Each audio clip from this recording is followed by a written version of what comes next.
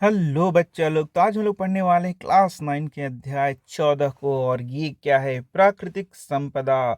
तो इसको भी जस्ट वैसे ही पढ़ने वाले जैसे कि पिछले अध्याय को हम लोगों ने पढ़ा है। यहाँ पर भी हम लोग हर एक लाइन को पढ़ने वाले हैं और उससे संबंधित जो भी प्रश्न आएगा उन सबको देखने वाले हैं। तो जैसा कि चैप्टर का नाम ही देख सकते हो, नेचुरल रिसोर्सेज। तो यहाँ पर बहुत सारे प्राकृतिक संपदा जैसे कि क्या हो गया, जल हो गया, मिट्टी हो गया, हवा हो गया, इन सब के बारे में बहुत बहुत सारी चीजें बताई गई है। तो चलो हम लोग एक एक चीज को देखते हैं, हर एक लाइन को देखते हैं। यहाँ देख सकते हो, हम जानते हैं कि हमारी पृथ्वी ही एक ऐसा ग्रह है जहाँ पर जीवन क्या है, विद्यमान है। ये तो तुम सभी जानते हो। पृथ्वी पर जीवन बहुत सारे कारकों पर निर्भर करता है। हम यह भी जानते हैं कि जीवन के लिए परिवेश, ताप, जल तथा भोजन की आवश्यकता होती है। तो तुम जानते हो कि जीवन कहाँ संभव है? पृथ्वी पर भी क्या हर एक जगह जीवन संभव है? बिल्कुल नहीं।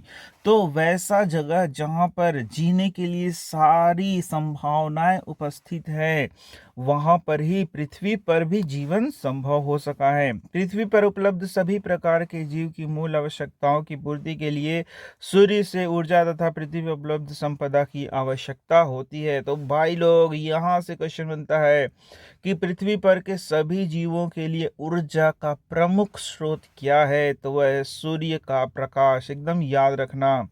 और इसी के साथ जानते हो कि पृथ्वी पर उपलब्ध जो भी चीजें हैं वही हम लोग क्या बोलते हैं, वो है प्राकृतिक संपदा। और उनका उपयोग हम लोग या फिर जो जीव जंतु हैं, पेड़ पौधे हैं, सभी लोग कर रहे हैं अपने जीवन यापन के लिए।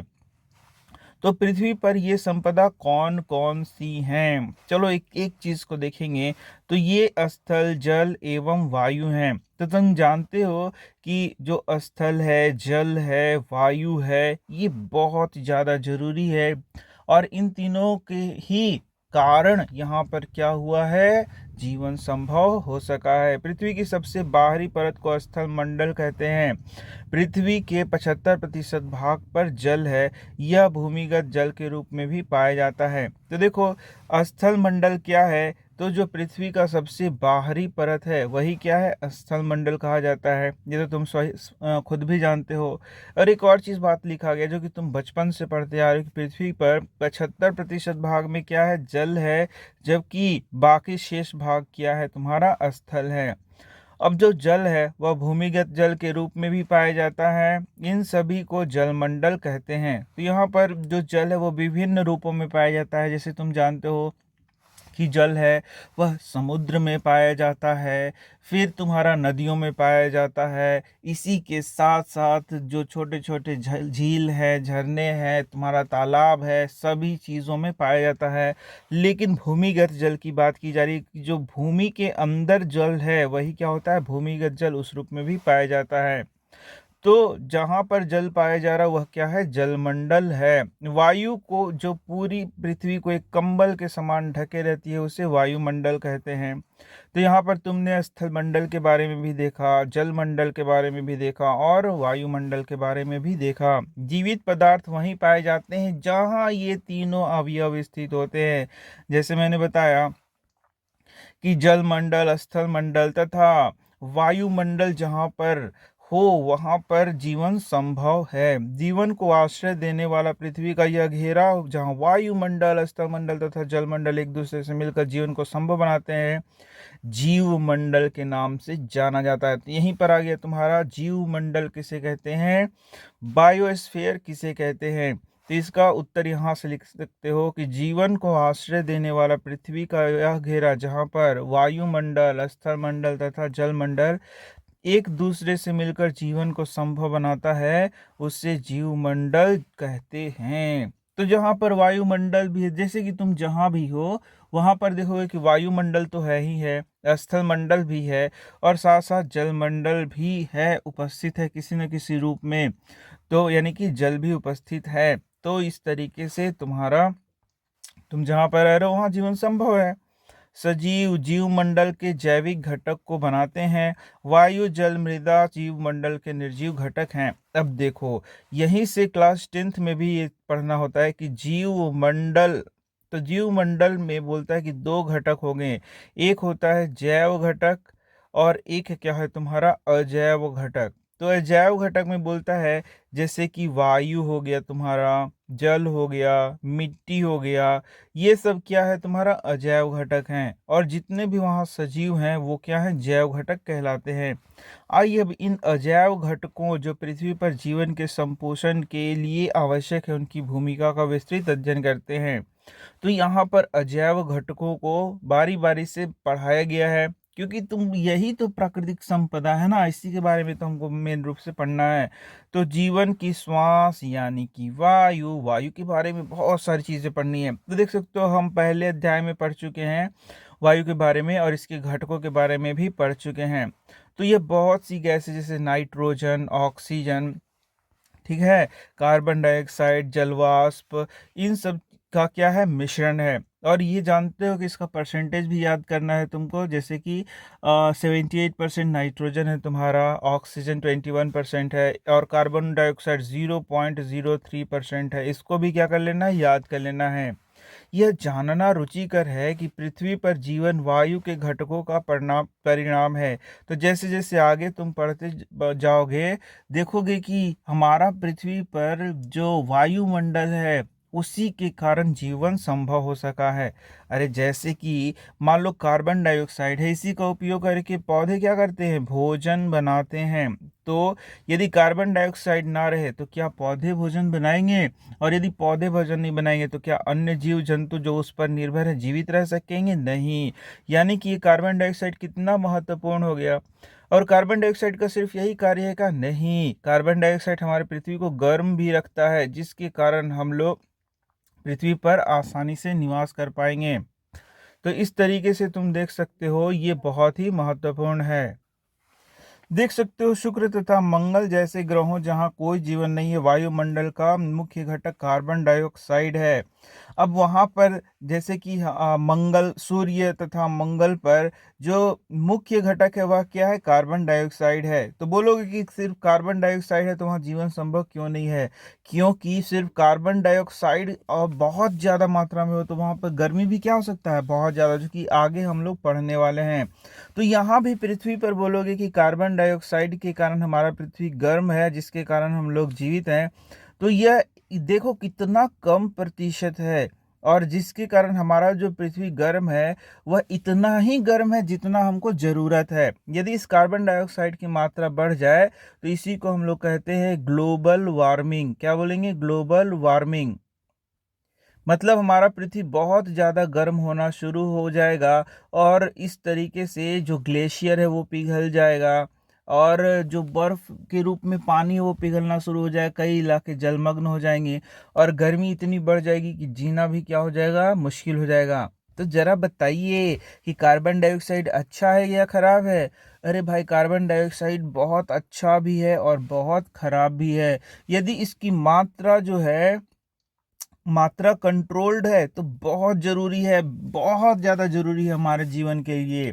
लेकिन बहुत ज्यादा मात्रा हो जाए तो यही हानि पहुंचाना शुरू कर देगा, और जिससे हम लोग ग्लोबल वार्मिंग या वैश्विक उष्मन के नाम से जानते हैं। वैश्विक उष्मन, जो कि आगे मैं पढ़ाऊंगा आपको, वैश्विक उष्मन के नाम से जिसको जानते हैं।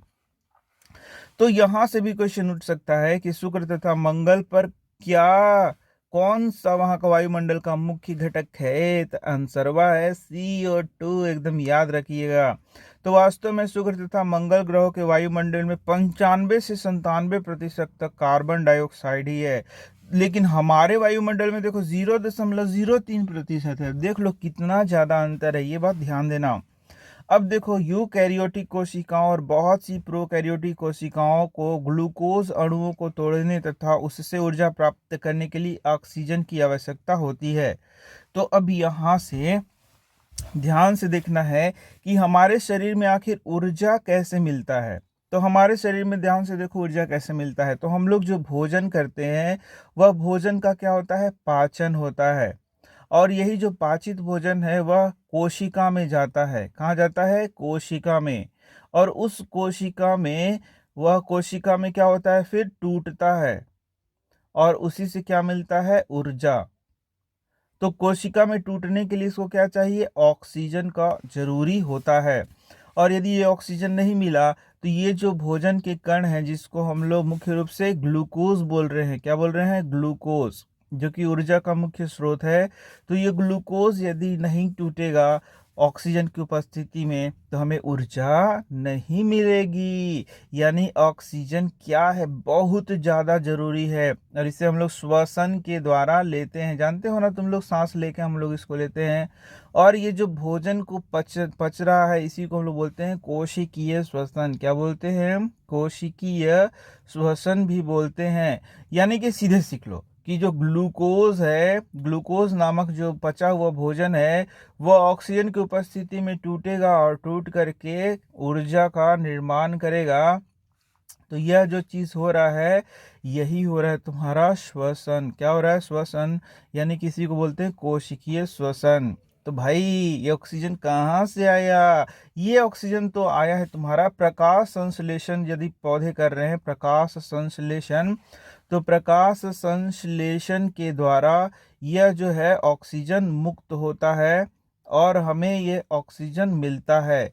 लेकिन ये ऑक्सीजन है कहाँ, तो वायुमंडल में है। कहाँ पर है, वायुमंडल में ये उपस्थित है। यानी वायुमंडल में ये ऑक्सीजन होगा जो कि 21% है, जिसको हम लोग ग्रहण करेंगे, श्वसन करेंगे और जीवित रहेंगे। जैसा कि हम अध्याय 5 में पढ़ चुके हैं, इसके परिणाम स्वरूप कार्बन डाइऑक्साइड की उत्पत्ति होती है। अब यह ध्यान से देखो, यहाँ पर ये जो श्वसन हो रहा है इससे CO2 रिलीज होता है। देखते हो ना कि हम लोग सांस में क्या लेते हैं, ऑक्सीजन, और छोड़ते क्या है, CO2। तो जब ग्लूकोज टूटता है तो CO2 का भी क्या होता है, फॉर्मेशन होता है, निर्माण होता है। तो ये सब बात तुमको 10वीं में भी पढ़ना है, 9वीं में भी याद रखना है। दूसरी प्रक्रिया जिसके परिणाम स्वरूप ऑक्सीजन की खपत होती है और कार्बन डाइऑक्साइड का उत्पादन होता है, दहन की क्रिया है। अब देखो दहन की क्रिया क्या बताता है, तो दहन की क्रिया में तुम्हारा यहाँ पर बोल रहा है कि कार्बन डाइऑक्साइड का क्या होगा, उत्पादन होगा। जैसे कि कोई भी चीज जल रहा है, दहन हो रहा है, तो वो ऑक्सीजन की उपस्थिति में जल रहा है। किसके उपस्थिति में जल रहा है, ऑक्सीजन के उपस्थिति में जल रहा है, और उससे भी CO2 का क्या होता है, निर्माण होता है। इसमें केवल मनुष्य के वे क्रियाकलाप ही नहीं जो ऊर्जा प्राप्त करने के लिए ईंधन को जलाते हैं, बल्कि जंगलों में लगी आग भी आता है। तो अब देखो, यानी कि कहीं भी आग लग रहा है, कहीं भी तुम्हारा जलाया जा रहा है कुछ, तो उसमें किसका उपस्थिति चाहिए, ऑक्सीजन का उपस्थिति चाहिए। तो भाई ऑक्सीजन कहाँ है, ये ऑक्सीजन हमारा वायुमंडल में है। अब देखो इसके अतिरिक्त हमारे वायुमंडल में कार्बन डाइऑक्साइड की मात्रा 1% का एक छोटा सा भाग है, क्योंकि कार्बन डाइऑक्साइड 2 विधियों से स्थिर होता है। अब हमारे वायुमंडल में जो CO2 है वह कितना है, 0.03%। तो भाई इसका ना मान बढ़ रहा है और ना ही घट रहा है। हालांकि बहुत सारे जो क्रियाकलाप हो रहे हैं मनुष्यों के द्वारा, उसके द्वारा इसका मान क्या होता जा रहा है, धीरे धीरे बढ़ ही रहा है, जो कि हमारे लिए हानिकारक है। लेकिन फिर भी एक स्तर तक ये क्या है, स्थिर है। तो आखिर ये स्थिर कैसे रहता है, कैसे ये 5% तुरंत नहीं हो जा रहा है, कैसे 20% तुरंत नहीं हो जा रहा है, ऐसा क्यों नहीं हो रहा है, ये इसी तरीके से हमारे इन्वायरमेंट में प्रेजेंट है इतना में, ऐसा क्यों। इसका उत्तर यहाँ है, हरे पौधे सूर्य की किरणों की उपस्थिति में कार्बन डाइऑक्साइड को ग्लूकोज में बदल देते हैं। यानी कि सबसे पहला जो CO2 का,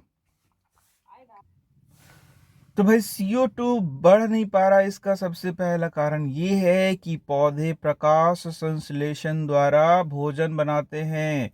प्रकाश संश्लेषण के द्वारा भोजन बनाते हैं, जिसमें CO2 को वो क्या करते हैं, उपयोग में लाते हैं। दूसरा यहाँ पर बता रहा है कि जो बहुत से समुद्री जंतु हैं, समुद्री जल में घुले हुए कार्बोनेट को अपने कवच को बनाते हैं, यानी कि कार्बोनेट से अपना कवच को निर्माण करते हैं, जिससे कि भी CO2 की मात्रा क्या हो रही है, वह स्थिर है। तो यहाँ से यदि क्वेश्चन पूछ सकता है तुम्हारा कि CO2 की मात्रा हमारे पर्यावरण में क्यों स्थिर है, तो उसका आंसर इस तरीके से तुम कर सकते हो। तो अब देखते हैं जलवायु के नियंत्रण में वायुमंडल की भूमिका। अब जलवायु का नियंत्रण, तो जलवायु क्या होता है भाई, तो कोई एक विशेष भौगोलिक क्षेत्र में जो वहाँ का मौसम है, जो कि हजारों साल से उसी प्रकार का है, वही क्या कहलाएगा, उसका जलवायु कहलाएगा। तो जलवायु और मौसम में काफ़ी अंतर होता है। तो ये तुम लोग भूगोल में पढ़ोगे कि मौसम ऐसा चीज़ है जो कि क्षणिक होता है, तुरंत भर में बरसात, तुरंत भर में धूप। लेकिन जलवायु किसी क्षेत्र का ऐसा चीज़ है जहाँ पर भौगोलिक दशाएं बहुत समय से वैसी ही बनी हुई हैं। ठीक है, हम जान चुके हैं कि वायुमंडल पृथ्वी को कंबल के समान ढके हुए है। हम जानते हैं कि वायु ऊष्मा का कुचालक है। वायुमंडल पृथ्वी के औसत तापमान को दिन के समय और यहाँ तक कि पूरे वर्ष भर लगभग नियत रखता है। तो यही बात ध्यान से समझना है तुमको कि हमारा जो पृथ्वी है इसके चारों ओर क्या है, वायुमंडल है। तो ये जो वायुमंडल है क्या कर रहा है, एक कंबल की तरह काम करता है। अब बताओ जरा, कंबल क्या करेगा? जैसे हम यहाँ पर सो रहे हैं, तो ये सोने के ऊपर हमने कंबल ओढ़ रखा है, तो कंबल क्या करता है, हमारे शरीर के गर्मी को बाहर जाने से रोकता है। ये बाहर नहीं जाने देता है। इस कारण से हमें क्या लगती है, गर्मी लगती है। तो ठीक इसी तरीके से यदि हम लोग वायुमंडल को कंबल कह रहे हैं, तो ये क्या करेगा, वायुमंडल जो है पृथ्वी का औसत तापमान को बनाए रखेगा और पूरे वर्ष भर लगभग क्या करेगा, नियत रखेगा। मतलब कि उसको टेम्परेचर को वहां पर निर्धारित कौन करता है, हमारा वायुमंडल। तो इस तरीके से वहां का जलवायु कौन निर्धारित किया, हमारा वायुमंडल। तो वायुमंडल दिन में तापमान को अचानक बढ़ने से रोकता है। देखो क्या क्या करता है वायुमंडल, याद रखो। तो दिन में अचानक तापमान, जैसे दिन के समय क्या होगा, धूप आएगा। तो धूप आएगा, सूर्य का प्रकाश आएगा, तो अचानक से तापमान एकदम बहुत भयंकर बढ़ जाना चाहिए।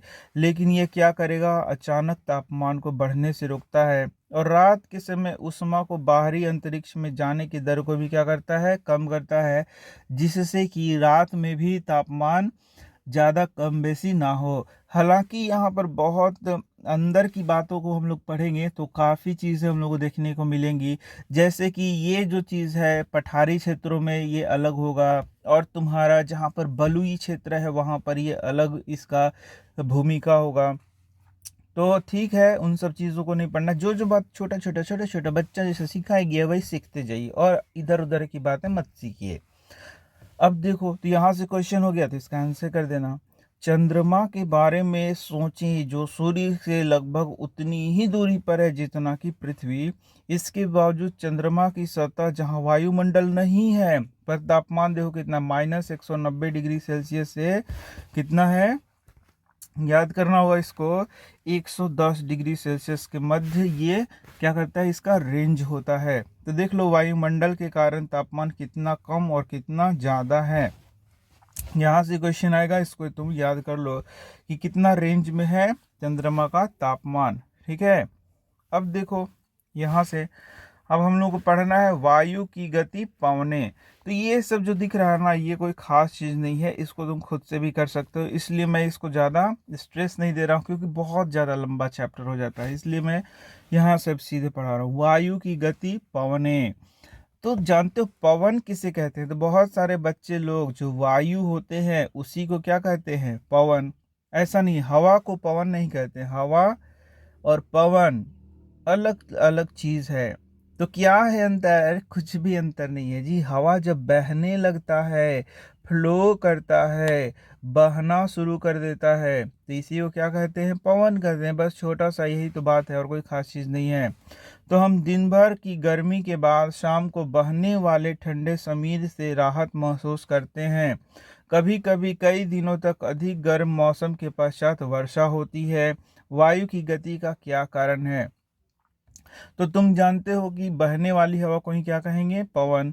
तब समझना ये होता है कि भैया ये हवा जो है बहना कैसे शुरू कर देता है, कैसे ये चलना शुरू कर देता है, और वे कौन से कारक है जो उन्हें कभी समीर, कभी तेज हवा, कभी तूफान, अंधड़ तूफान बनने में मदद करती हैं। यानी कि कभी हवा मंद मंद चलता है, तो जब मंद मंद चलेगा तो उसी को समीर कहते हैं। कभी कभी एकदम देखोगे कि तेज हवा बह रहा है, और कभी कभी तो भैया एकदम तूफान आ जाएगा, बवंडर आ जाएगा, और घर को भी उड़ा कर के ले जाएगा। वर्षा का क्या कारण है?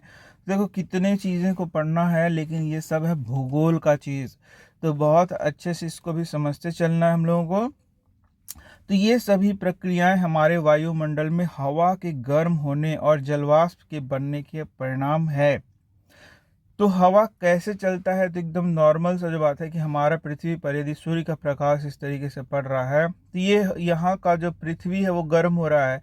पृथ्वी गर्म हो रहा है तो इसके ऊपर का हवा भी गर्म हो रहा है, और ये हवा गर्म होने के बाद ये क्या करेगा, अपना स्थान चेंज करेगा और उसको भरने के लिए ठंडी हवाएं वहाँ पर क्या करेंगी, आएंगी। तो इस तरीके से ये क्या करेगा, चलना प्रारंभ करेगा, और इसी को हम लोग क्या कहते हैं, पवन कहते हैं। ठीक है। तो ये सभी प्रक्रिया हमारे वायुमंडल में हवा के गर्म होने और जलवाष्प के बनने का परिणाम है। जलवाष्प जीवित प्राणियों के क्रियाकलापों और जल के गर्म होने के कारण बनती है।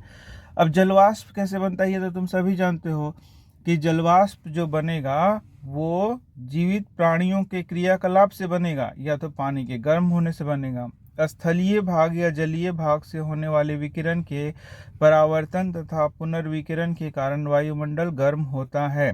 तो तुम जान ही रहे हो ना भाई कि कैसे तुम्हारा जो पानी है उस पर यदि सूर्य का प्रकाश पड़ेगा, सूर्य का विकिरण पड़ेगा, तो वो क्या करेगा, उसको गर्म करेगा और जलवाष्प का निर्माण होगा। ये तो सब कोई जानता है। तो अब आप देख सकते हैं स्थलीय भाग या जलीय भाग से होने वाले विकिरण के परावर्तन के कारण वायुमंडल गर्म होता है। पहले इसको समझ लेते हैं। तो ये देखो, ये है हमारा स्थल भाग, और यहाँ सूर्य का प्रकाश इस तरीके से विकिरण इस पे पड़ रहा है। तो जो विकिरण इस पे पड़ रहा है तो ये पड़ने के बाद क्या होगा, परावर्तित होगा। इसके कारण हमारा ये जो गर्मी है वायुमंडल में जा रहा है, और वायुमंडल क्या हो रहा है, गर्म हो रहा है। ये पहला चीज हो गया। और दूसरा देख सकते हो, तथा पुनर्विकिरण के कारण भी वायुमंडल गर्म होता है।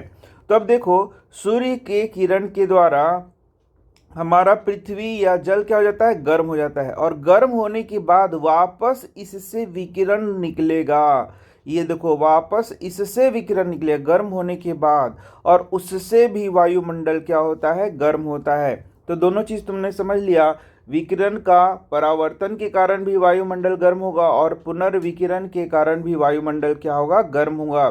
गर्म होने पर वायु में संवहन धारा उत्पन्न होगी। अरे भाई, जब ये हवा गर्म होगा, यहाँ पर जो भी हवा है इसके संपर्क में आएगा तो गर्म होगा, और गर्म होने के बाद इसमें संवहन धारा उत्पन्न होगा, और इसके कारण ये क्या होगा, बहना शुरू होगा।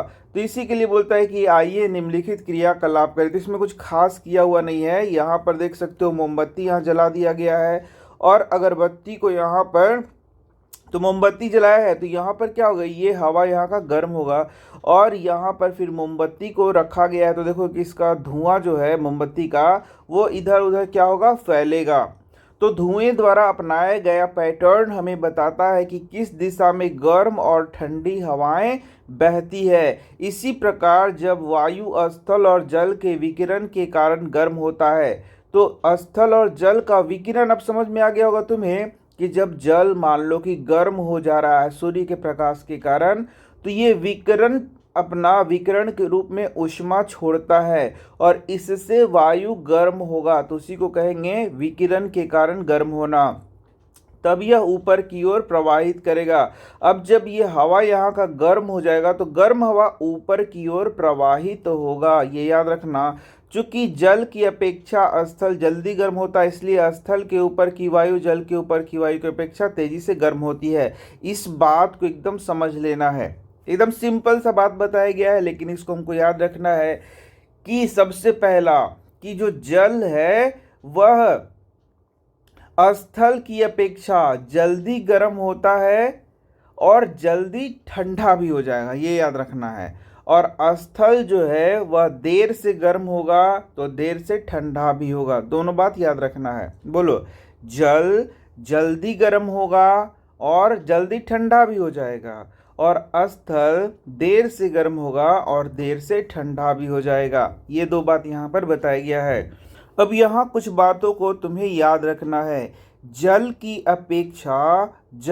अपेक्षा स्थल जल्दी गर्म भी होता है और जल्दी ठंडा भी होता है, इस बात को याद कर लेना है। तो जो स्थल है जल्दी गर्म होगा और जल्दी ठंडा होगा, और स्थल और जो जल है वह देर से गर्म होगा तथा देर से ठंडा होगा। ये दो बात को याद रखोगे तो आगे की बातें पढ़ने में सुविधा होगी। तो इसलिए बोल रहा है कि स्थल यदि जल्दी गर्म होगा तो स्थल के ऊपर का वायु भी जल्दी गर्म होगा। जल जो है देरी से गर्म होगा तो जल के ऊपर का वायु भी देर से गर्म होगा। तो यहाँ पर यही बोल रहा है, इसीलिए स्थल के ऊपर की वायु जल के ऊपर के वायु की अपेक्षा तेजी से गर्म होगी। यही बात तो मैंने बताया। बोलो, जल्दी कौन गर्म होगा? स्थल। स्थल समझ रहे हो ना, जिस जहाँ पे हम लोग रह रहे हैं वही स्थल है, और जल समझ ही रहे हो तुम लोग। तो जल देर से गर्म होगा और देर से ठंडा होगा, और स्थल जल्दी गर्म हो जाएगा और जल्दी ठंडा हो जाएगा। अब इसीलिए हम लोग तटीय भागों का बात करेंगे, और दिन के समय क्या देखेंगे वही हम लोग देखते हैं। यहाँ देखना, तो ये देखो, यही हो गया तटीय भाग, ठीक है। यही तटीय भाग हो गया तुम्हारा, ये हो गया तुम्हारा जल, और ये हो गया तुम्हारा स्थल, और ये है तुम्हारा दिन का समय। कब का समय है? दिन का समय। तो दिन का समय में जो सूर्य का प्रकाश है दोनों ओर पड़ रहा है, ध्यान से देखना। तो यहाँ पर स्थल है वो जल्दी गर्म हो जाएगा, जल्दी गर्म हुआ, और जल्दी गर्म होगा तो यहाँ पर का हवा क्या हो गया? गर्म। यहाँ पर का हवा क्या हो गया? गर्म।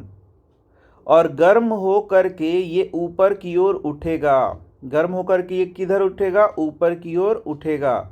और गर्म होकर के ये ऊपर की ओर उठेगा तो इसके जगह को भरने के लिए जल, और यहाँ पर देखो, यहाँ पर तो धीरे धीरे गर्म हो रहा है ना, यहाँ पर जल के ऊपर का हवा धीरे धीरे गर्म हो रहा है, यानी कि इसके अपेक्षा ठंडा है। क्या है? ठंडा। तो दिन के समय में किधर से किधर हवा बहेगा? तो याद रखना, ठंडे से गर्म की ओर ये बहेगा, इस तरीके से ये हवा बहेगा, ठीक है। तो बताओ जी, दिन के समय में तटीय क्षेत्र में, तटीय क्षेत्र वही होता है ना जहाँ पर जल भी है इस तरीके से, और ये स्थल है, उसी को हम लोग क्या बोलते हैं? तटीय क्षेत्र बोलते हैं। तुम्हें पता ही है ना तटीय क्षेत्र क्या होता है। तो ये है तुम्हारा स्थल, और इधर क्या है? जल। तो जरा बताइए कि स्थलीय क्षेत्र में नहीं, तटीय क्षेत्र में दिन के समय हवा किधर से किधर बहेगा? तो जल से स्थल की ओर बहेगा दिन में। ये बात याद रखना। तो यहाँ देख सकते हो, हम पाते हैं कि स्थल के ऊपर की वायु तेजी से गर्म होकर ऊपर उठना शुरू करती है। जैसे ही यह वायु ऊपर की ओर उठती है वहाँ कम दाब का क्षेत्र बनेगा।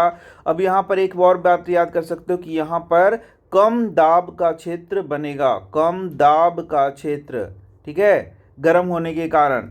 और समुद्र के ऊपर की वायु कम दाब वाले क्षेत्र की ओर प्रवाहित हो जाती है। एक क्षेत्र से दूसरे क्षेत्र में वायु की गति पवनों का निर्माण करती है।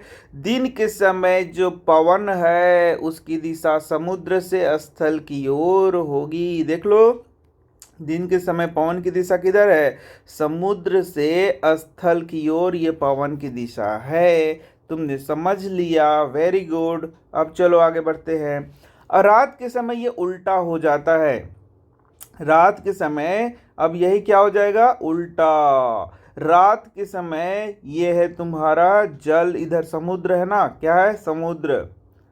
तो ये धीरे धीरे ठंडा होगा, ये धीरे धीरे क्या होगा? ठंडा। यानी कि ये क्या हो गया? गर्म स्थान हो गया, यानी कि ये गर्म हो गया इधर, और इधर ये जो तुम्हारा स्थल भाग है वह जल्दी ठंडा हो गया। ये क्या हो गया? ठंडा। तो रात में जो पवनें चलेंगी वो ऐसे चलेंगी, यानी कि स्थल से समुद्र की ओर चलना शुरू हो जाएंगी। समझ में आ रहा है? क्योंकि यहाँ कम दाब बन गया और यहाँ पर ज़्यादा दाब बन गया। तो एकदम याद रखना। तो तटीय क्षेत्रों में कम दाब और उच्च दाब के क्षेत्र रात में प्रतीत होते हैं। तो बताइए, इधर कैसा दाब हो गया? कम दाब। और इधर कैसा दाब हो गया? ज्यादा दाब का क्षेत्र बन गया। समझ में आ गया ये बात? तो यही सब लिखा हुआ है, ठीक है। इसी प्रकार हवा की सभी गतियां विभिन्न वायुमंडलीय प्रक्रियाओं का परिणाम है। तो वायुमंडल में जो विभिन्न हवा की विभिन्न गतियां हैं वे वायुमंडल में विभिन्न प्रकार की प्रक्रियाओं का परिणाम है। तो भाई जी ये सब चीज़ आपको ज्योग्राफी में पढ़ना, भूगोल में इतना डीप धर गए, यहाँ नहीं पढ़ना है विज्ञान में, ठीक है ना। तो जो पृथ्वी के वायुमंडल के असमान विधियों से गर्म होने के कारण होती हैं, यानी कि पृथ्वी के असमान अलग अलग भागों में सूर्य का प्रकाश अलग अलग प्रकार से पड़ रहा है, कहीं ज़्यादा कहीं कम, तो वो अलग अलग प्रकार से गर्म होगा। और ये तुमने कहाँ पढ़ा है? जियोग्राफी में पढ़ा है, यानी कि भूगोल में ये सारा चीज़ तुमने पढ़ा है। तो वहीं का चीज़ है, इसलिए हम लोग को ज़्यादा दिमाग यहाँ लगाने का जरूरी नहीं है। अब वर्षा, बेसिकली तुम ये पढ़ रहे होगे तो तुम्हें पता चल रहा होगा कि ये सारा चीज़ किसका है? भूगोल का चीज़ है। अब भाई वर्षा कैसे होता है नहीं पढ़े हो क्या? कि यहाँ जल है, जल जब वाष्पीकृत होगा तो वाष्पीकृत होगा तो ये ऊपर जाएगा, फिर यहाँ संघनित होगा, संघनित का होकर जल की बूंद बनाएगा और फिर वह वापस वर्षा के रूप में बरसेगा। लेकिन यहाँ कुछ कुछ पॉइंट्स एक्स्ट्रा बढ़ाया गया है, उसको हम लोग पढ़ लेंगे। तो आइए हम इस प्रश्न पर विचार करें कि बादल कैसे बनते हैं और वर्षा करते हैं। हाँ, तो ये सारा चीज़ यहाँ पर, यहाँ देखो, तो यहाँ देखो, दिन के समय जब जलीय भाग गर्म होता है, तो ये तुमने बचपन से ही पढ़ रखा है कि बादल कैसे बन रहा है, वर्षा कैसे हो रहा है, लेकिन थोड़ा सा एक दो एक्स्ट्रा पॉइंट इसलिए हम लोग इसको पढ़ लेंगे कि दिन के समय जब जलीय भाग गर्म होगा, होगा कि नहीं होगा? क्यों होगा? सूर्य के प्रकाश के कारण। तब बहुत बड़ी मात्रा में जलवाष्प बनेगा। क्या बनेगा? जलवाष्प, और यह वाष्प वायु में प्रवाहित हो जाता है। और ये जलवाष्प क्या होगा? ऊपर की ओर वायुमंडल में जाना शुरू करेगा। जलवाष्प की कुछ मात्रा विभिन्न जैविक क्रियाओं के कारण वायुमंडल में चली जाती है। अब जलवाष्प का बहुत सारा मात्रा जो है जल के वाष्पीकरण से हो रहा है, और बहुत सारा विभिन्न प्रकार के जैविक क्रियाओं के कारण भी जलवाष्प का मात्रा जा रहा है। यह वायु भी गर्म हो जाती है। गर्म वायु अपने साथ जलवाष्प को लेकर ऊपर की ओर उठ जाती है, यानी ये जलवाष्प किधर गया? ऊपर की ओर चला गया। देखो, जो तुमने पढ़ा ना बचपन से, वही अब बात यहाँ पर धीरे धीरे आ रहा है कि जलवाष्प कहाँ गया? ऊपर। जैसे ही वायु ऊपर की ओर जाती है, यह फैलती है। वायु ऊपर की ओर क्या होगा? फैलेगा तथा ठंडा हो जाएगा, और ये ठंडा होगा धीरे धीरे। अब ठंडा होने के कारण हवा में उपस्थित जलवाष्प छोटी छोटी जल बूंदों के रूप में संघनित हो जाते हैं, और जब यही भारी हो जाएगा तो फिर वर्षा के रूप में बरसेगा। लेकिन अब यहाँ पर थोड़ा सा बात ध्यान देना, यही एक्स्ट्रा चीज़ पढ़ाया गया है कि जल की बूंदें कैसे बन रही हैं। तो यहाँ देखो कैसे बताया जा रहा है। तो जल का यह संघनन सहज होता है यदि कुछ कण नाभिक की तरह कार्य करके अपने चारों ओर बूंदों को जमा होने देते हैं। सामान्यतः वायु में उपस्थित धूल के कण, देखो अब जल का बूंद कैसे बनता है? तो बोलता क्या है कि कोई एक धूल का कण है, इसके देखो धूल का कण है, इसके चारों ओर जलवाष्प के कण क्या हो जाएंगे? संघनित हो जाएंगे, मतलब कि यहाँ पर इस तरीके से संघनित होगा, और यही वर्षा की बूंद का निर्माण करेगा। और इस तरीके से फिर ये बारिश के रूप में क्या होता है? बरसता है। तथा दूसरे निलंबित कण नाभिक के रूप में कार्य करते हैं। ठीक है, तो यही बोल रहा है, धूल के कण या फिर दूसरे निलंबित यहाँ जो वायुमंडल में लटके हुए कण हैं, वह नाभिक के रूप में कार्य करता है। तो नाभिक समझ में आ गया ना? ये हो गया नाभिक, और इसी के चारों ओर जलवाष्प के कण ऐसे बनेंगे, मिलेंगे, और ये फिर क्या होगा? वर्षा का बूंद बन जाएगा, और इस तरीके से वर्षा की बूंदों का निर्माण होता है। तो यहाँ नया वर्ड है न्यूक्लियस या नाभिक, यही नया चीज़ तुमको पढ़ना था। और ये नाभिक क्या है? तुम्हारा जो वायुमंडल में कुछ लटका हुआ कण है वो है, या फिर क्या है? तुम्हारा धूल का कण है, वही सब नाभिक के रूप में कार्य करेगा। एक बार जब जल की बूंदें बन जाती हैं तो बनने दो, तो वे संघनित होने के कारण बड़ी हो जाती हैं, और बड़ा हो जाएगा। जब ये बूंद बड़ा और भारी हो जाएगा तब ये वर्षा के रूप में नीचे की ओर गिरेगा। कभी कभी जब वायु का तापमान काफ़ी कम हो जाता है, अब देखो वर्षा की बूंदें कभी कभी क्या होंगी? हिमवृष्टि का रूप ले लेंगी और ओले का रूप भी ले लेंगी, और उस तरीके से वो क्या होंगी? बरसेंगी। यही समझ लो, हिमवृष्टि होगा, ओला गिरना, ये सब सुने हो। तो वो कब होगा? वायु का तापमान कम होने के कारण वो बर्फ का रूप ले लेगा, ये हिमकण का रूप ले लेगा, और फिर वो बरसेगा। तो वो भी तुम जानते ही होगे। वर्षा का पैटर्न पवनों के पैटर्न पर निर्भर करता है। भारत के बहुत बड़े भूभाग में अधिकतर वर्षा दक्षिण पश्चिम, ये देखो दक्षिण पश्चिम मानसून तुमने सुना होगा, ये देखो यही है दक्षिण और ये है तुम्हारा पश्चिम, या ये उत्तर पूर्व मानसून के बारे में तुमने सुना होगा। तो या फिर उत्तर पूर्व मानसून के कारण होती है। हमने मौसम सूचनाओं में भी सुना है कि बंगाल की खाड़ी पर वायु का दाब कम होने के कारण कई क्षेत्रों में वर्षा हुई। तो यही सब है तुम्हारा। तो भाई जी कहाँ पढ़िएगा, तो इसको तो एकदम टनाटन पढ़िएगा। कहाँ पर? यस, भूगोल में एकदम पूरा पढ़ना है। तो अब हमारा नया टॉपिक है वायु प्रदूषण। तो वायु प्रदूषण क्या है? तो भाई प्रदूषण क्या हो गया? प्रदूषण जैसे कि वायु प्रदूषण हो गया तुम्हारा, या जल प्रदूषण हो गया, या मृदा प्रदूषण। प्रदूषण का सिंपली ये मतलब समझो कि किसी अवांछित पदार्थ की मात्रा का बढ़ना क्या होता है? प्रदूषण होता है। तो यहाँ देख सकते हो, यदि वायु प्रदूषण की बात करें तो वायु में कुछ अवांछित पदार्थ हैं जिसको हम नहीं चाहते हैं कि रहे, यदि उसकी मात्रा बढ़ जाए तो वही क्या हो गया? वायु प्रदूषण। जैसे देख सकते हो, हम समाचारों में प्रायः सुनते हैं कि नाइट्रोजन और सल्फर के ऑक्साइड का स्तर बढ़ रहा है।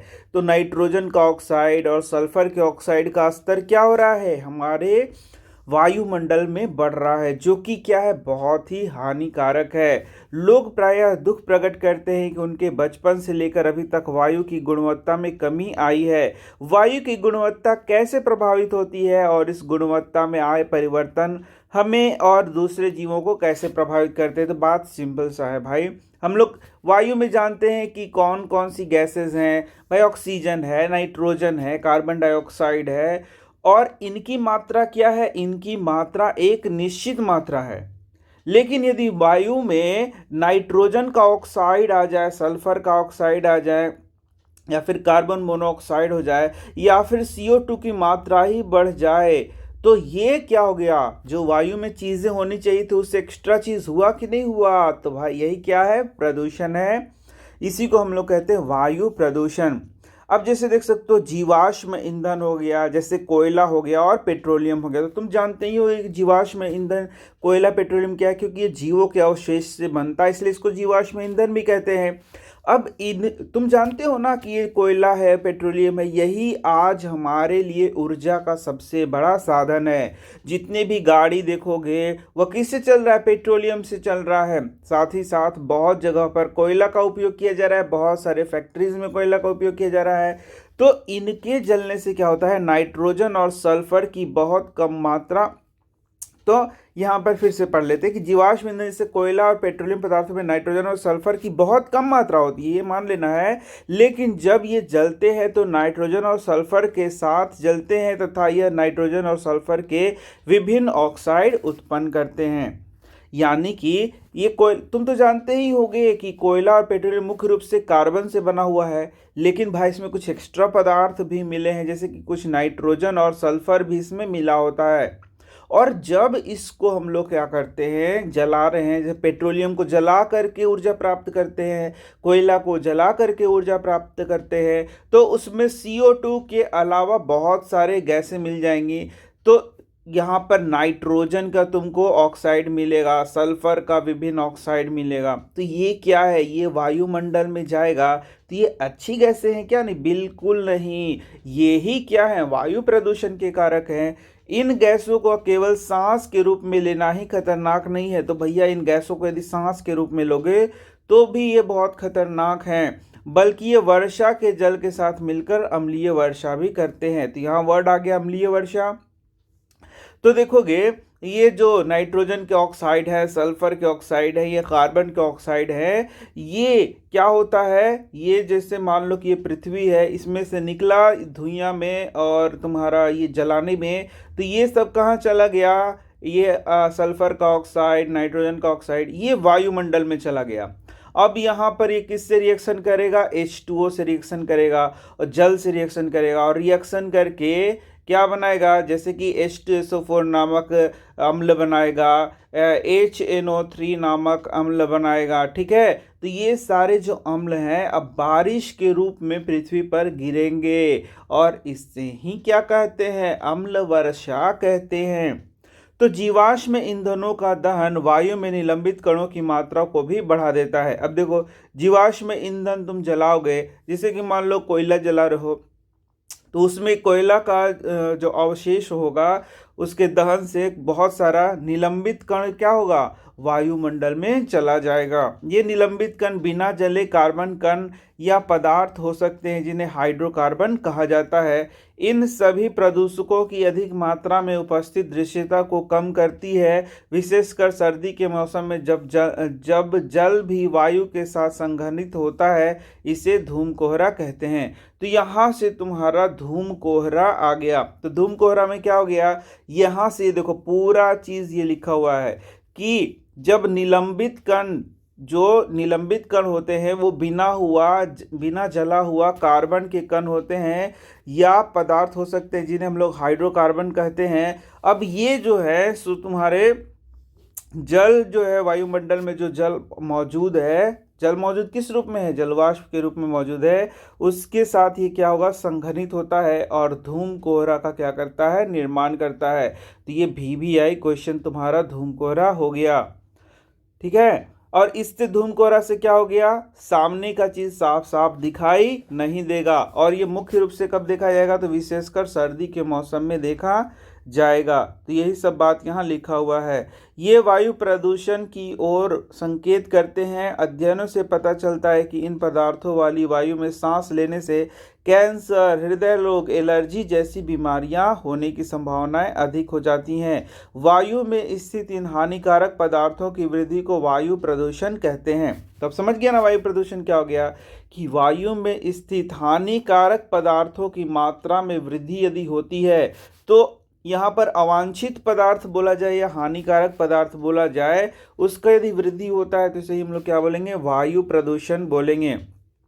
ठीक है, ऊपर प्राप्त लक्षणों के आधार पर आप सड़क के किनारे या दूर प्रदूषण फैलाने वाले पदार्थों के स्तर के विषय में क्या कह सकते हैं। तो ये कुछ बात दिया गया है, जैसे कि दिया गया है लाइकिन नामक जीव वायु में उपस्थित सल्फर डाइऑक्साइड के स्तर के प्रति अधिक संवेदी होता है। तो यहाँ से क्वेश्चन ही हो सकता है कि वायु में उपस्थित जो सल्फर डाइऑक्साइड की मात्रा है उसके प्रति कौन सा जीव अधिक संवेदी होता है, तो उसका नाम क्या है, लाइकेन।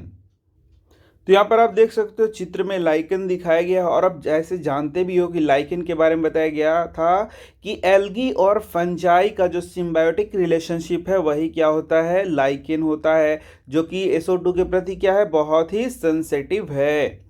अब देखो, अब हम लोग पढ़ेंगे अपना नेक्स्ट टॉपिक, और ये क्या हो गया, जल एक अद्भुत द्रव। तो जल पृथ्वी की सतह के सबसे बड़े भाग पर उपस्थित है और ये लगभग 75% है। जैसा कि आप जानते हो, जल की कुछ मात्रा जलवाष्प के रूप में वायुमंडल में भी पाई जाती है। पृथ्वी की सतह पर पाया जाने वाला अधिकतर जल समुद्र और महासागरों में है तथा यह खारा है। तो ये तो भाई तुम भी जानते हो कि समुद्र में और महासागरों में जो जल है वह क्या है, खारा है। शुद्ध जल बर्फ के रूप में दोनों ध्रुवों पर और बर्फ से ढके पहाड़ों पर पाया जाता है। तो शुद्ध जल किस रूप में है, तो वह के बर्फ के रूप में है, जो कि तुम जानो या नहीं जानो, जो ग्लेशियर नाम सुनते हो ना, वो शुद्ध जल से बना हुआ है। भूमिगत जल और नदियों का जल तो तुम भाई जानते ही होगी, जो चापाकल तुम्हारे घरों में है वह क्या है, भूमिगत जल। ठीक है, जो भूमि के अंदर जल है। नदियों, झीलों, तालाबों जल भी शुद्ध होता है, तो ये भी मीठे जल के स्रोत हैं। फिर भी इस जल की उपलब्धता विभिन्न स्थलों पर भिन्न भिन्न होती है, ये भी तुम जानते हो। गर्मी में अधिकतर स्थानों पर जल की कमी होती है। ग्रामीण इलाकों में जहां जल आपूर्ति की व्यवस्था नहीं है वहां लोगों का अधिकतर समय दूर से जल लाने में व्यय होता है। तो यहाँ से कोई क्वेश्चन, नो क्वेश्चन, ये तो सारी बातें तुम जानते ही हो।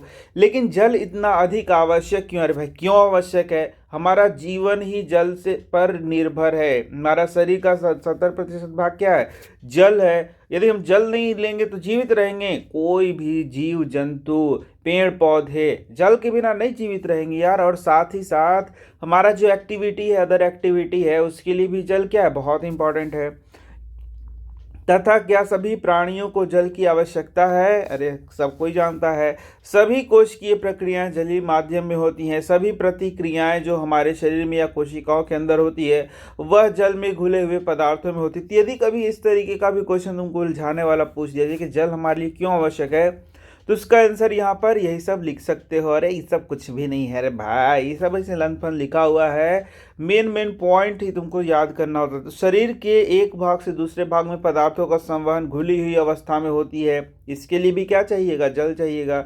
इसीलिए जीवित प्राणी जीवित रहने के लिए अपने शरीर में जल की मात्रा को संतुलित बनाए रखते हैं। स्थलीय जीवों के जीवित रहने के लिए शुद्ध जल की आवश्यकता होती है, क्योंकि खारे जल में नमक की अधिक मात्रा होने के कारण जीवों का शरीर उसे सहन नहीं कर पाता। यानी कि तुम समुद्र में हो तो भी तुम जल नहीं पी सकते हो, प्यासे मर जाओगे, क्योंकि समुद्र के जल में क्या रहेगा? खारा जल में नमक रहेगा, जो हम अपने शरीर में उसको हम लोग नहीं पीते हैं, हानि करेगा। इसलिए प्राणियों और पौधों को पृथ्वी पर जीवित रहने के लिए आसानी से जल उपलब्धि के स्रोत आवश्यक हैं, जिससे कि वो जीवित रह सकें।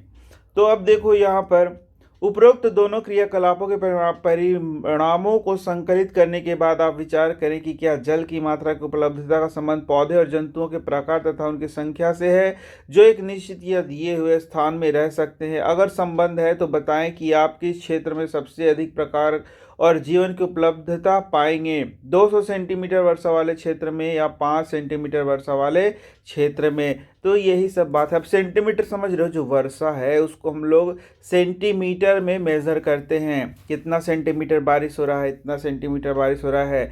एटलस में वर्षा के पैटर्न वाले मानचित्र को देखें और यह बताएं कि भारत किस राज्य में सबसे अधिक जैव विभिन्नता होगी और किस राज्य में कम। तो भाई सिंपल सा बात है, तुम देखोगे कि जो राजस्थान का रेगिस्तानी इलाका है वहाँ पर बारिश क्या है? बहुत कम है। तो बारिश बहुत कम है तो वहाँ जीव जंतु भी क्या है? बहुत कम है। यानी कि जैव विभिन्नता समझते हो? जैव विभिन्नता मतलब किसी एक क्षेत्र में अलग अलग प्रकार के विभिन्न प्रकार के जीव पाए जाते हैं, तो वहाँ पर हम लोग बोलते हैं कि वहाँ जैव विविधता बहुत ज़्यादा है। और किसी एक क्षेत्र में बहुत 10-20 प्रकार के या 50-100 प्रकार के जीव जंतु पाए जाते हैं, तो बोलेंगे वहाँ जीव विविधता क्या है? बहुत कम है। या जैव विभिन्नता क्या है? बहुत कम है। अनुमान सही है या गलत, इसकी जांच करने के लिए क्या हम किसी विधि पर विचार कर सकते हैं? जल की उपलब्धता प्रत्येक स्पीसीज के वर्ग जो कि एक विशेष क्षेत्र में जीवित रहने में सक्षम है की संख्या को ही निर्धारित नहीं करती, अपितु यह वहाँ के जीवन में विविधता को भी निर्धारित करती है। यानी कि ज़्यादा विविधता है जीवन में, यानी कि जल की उपलब्धता क्या है वहाँ पर? ज़्यादा है। यद्यपि जल की उपलब्धता ही केवल एक कारक नहीं है जो उस क्षेत्र में जीवन के लिए आवश्यक है, दूसरे कारक जैसे तापमान और मिट्टी की प्रकृति भी महत्वपूर्ण है। अच्छा, खाली जल ही नहीं है कि जल है तो बहुत ज़्यादा जीव जंतु वहाँ पाया जाएगा। वहाँ का मिट्टी कैसा है, तापमान कैसा है, और वो सारी चीज़ें भी वहाँ पर क्या है? बहुत ही महत्वपूर्ण स्थान रखती हैं। लेकिन जल एक महत्वपूर्ण संपदा है, ये तो तुम समझ गए। जल प्रदूषण, इससे इम्पोर्टेंट क्वेश्चन आ सकता है जो कि बहुत आसान होता है, उसको ध्यान रख के लिखना होगा। जल उन कीटनाशकों और उर्वरकों को भी घोल लेता है जिनका उपयोग हम खेतों में करते हैं। तो यहाँ से जल प्रदूषण का एक कारण तुमको पता चल जाएगा कि कीटनाशक या उर्वरक जो हम लोग खेतों में डालते हैं वह जल में घुल जाएगा और ये जल प्रदूषण का कारण बन सकता है। अतः इन पदार्थों की कुछ प्रतिशत भाग जल में चला जाता है। हमारे शहर या नगर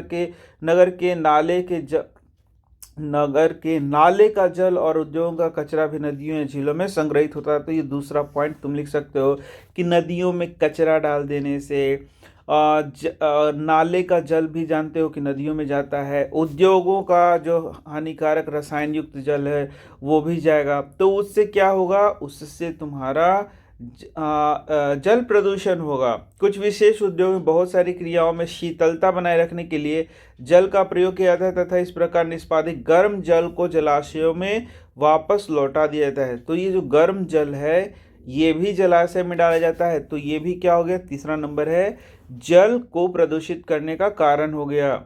जब बांध से जल को छोड़ा जाता है तब नदियों के जल का तापमान भी प्रभाव पड़ता है। गहरे जलाशय के अंदर का जल सूर्य के द्वारा गर्म सूर्य के द्वारा गर्म ऊपर की सतह के जल की तुलना में शीतल होगा।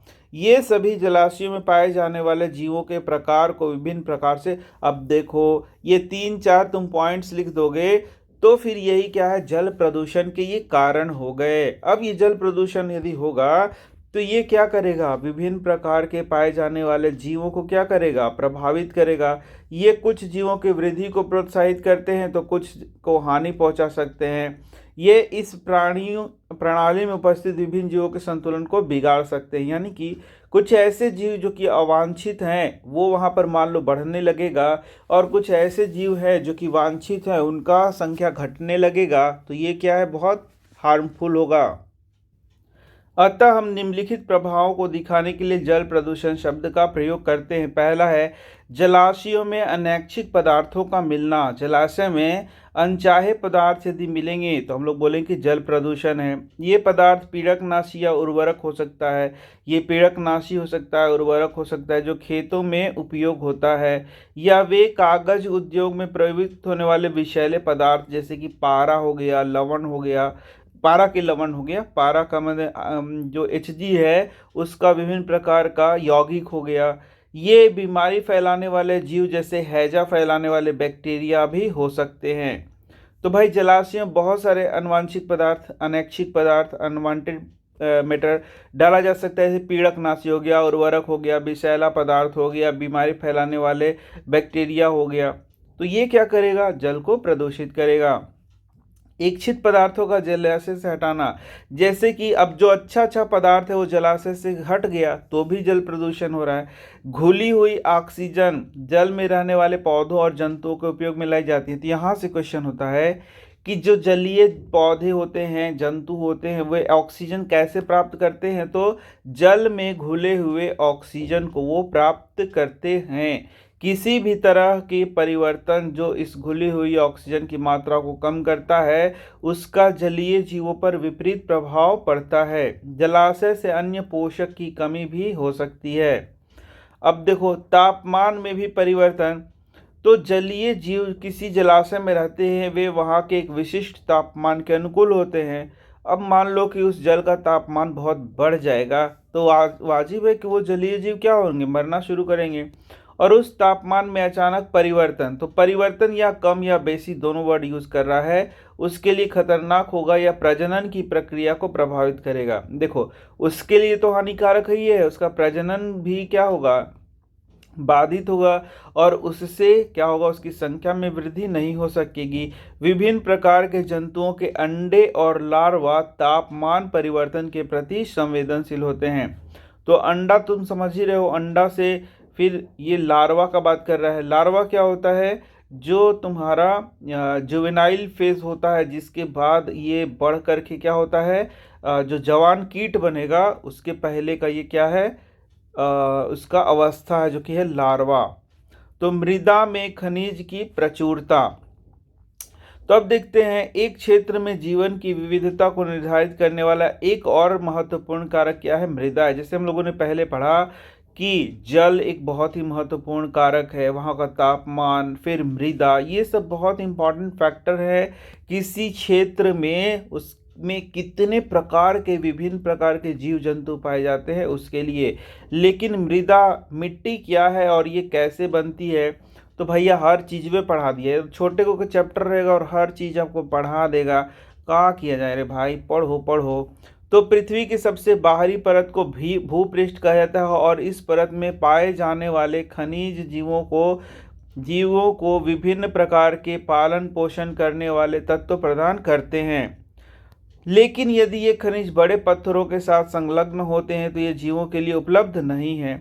अब देखोगे इतना बात करने का क्या जरूरी है, तो हजारों और लाखों वर्षों के लंबे समयांतराल में पृथ्वी की सतह या उसके समीप पाए जाने वाले पत्थर विभिन्न प्रकार के भौतिक, रासायनिक और कुछ जैव प्रक्रमों के द्वारा टूट फूट जाते हैं। टूटने के बाद सबसे अंत में बचा महीन कण मृदा है। लेकिन कौन कौन सी कारक या प्रक्रिया जिनसे मृदा बनती हैं, अरे सिंपल सा समझो कि जो चट्टान है या पत्थर है वही क्या होगा, पहले दो प्रोसेसेस का, पहला होगा ये टूटेगा फूटेगा, क्या होगा, टूटना फूटना, और इसमें ह्यूमस भी मिलता है। ह्यूमस जो सड़े गले पदार्थ होते हैं, जो जीवों के अवशेष, वो भी इसमें मिलेंगे और दोनों मिलकर के मिट्टी बनाते हैं। ये एकदम सिंपल सा बात है। तो भाई सबसे पहले ये चट्टान है, पहाड़ है, ये टूटेगा फूटेगा, छोटे छोटे टुकड़ों में बटेगा और महीन कण बनाएगा।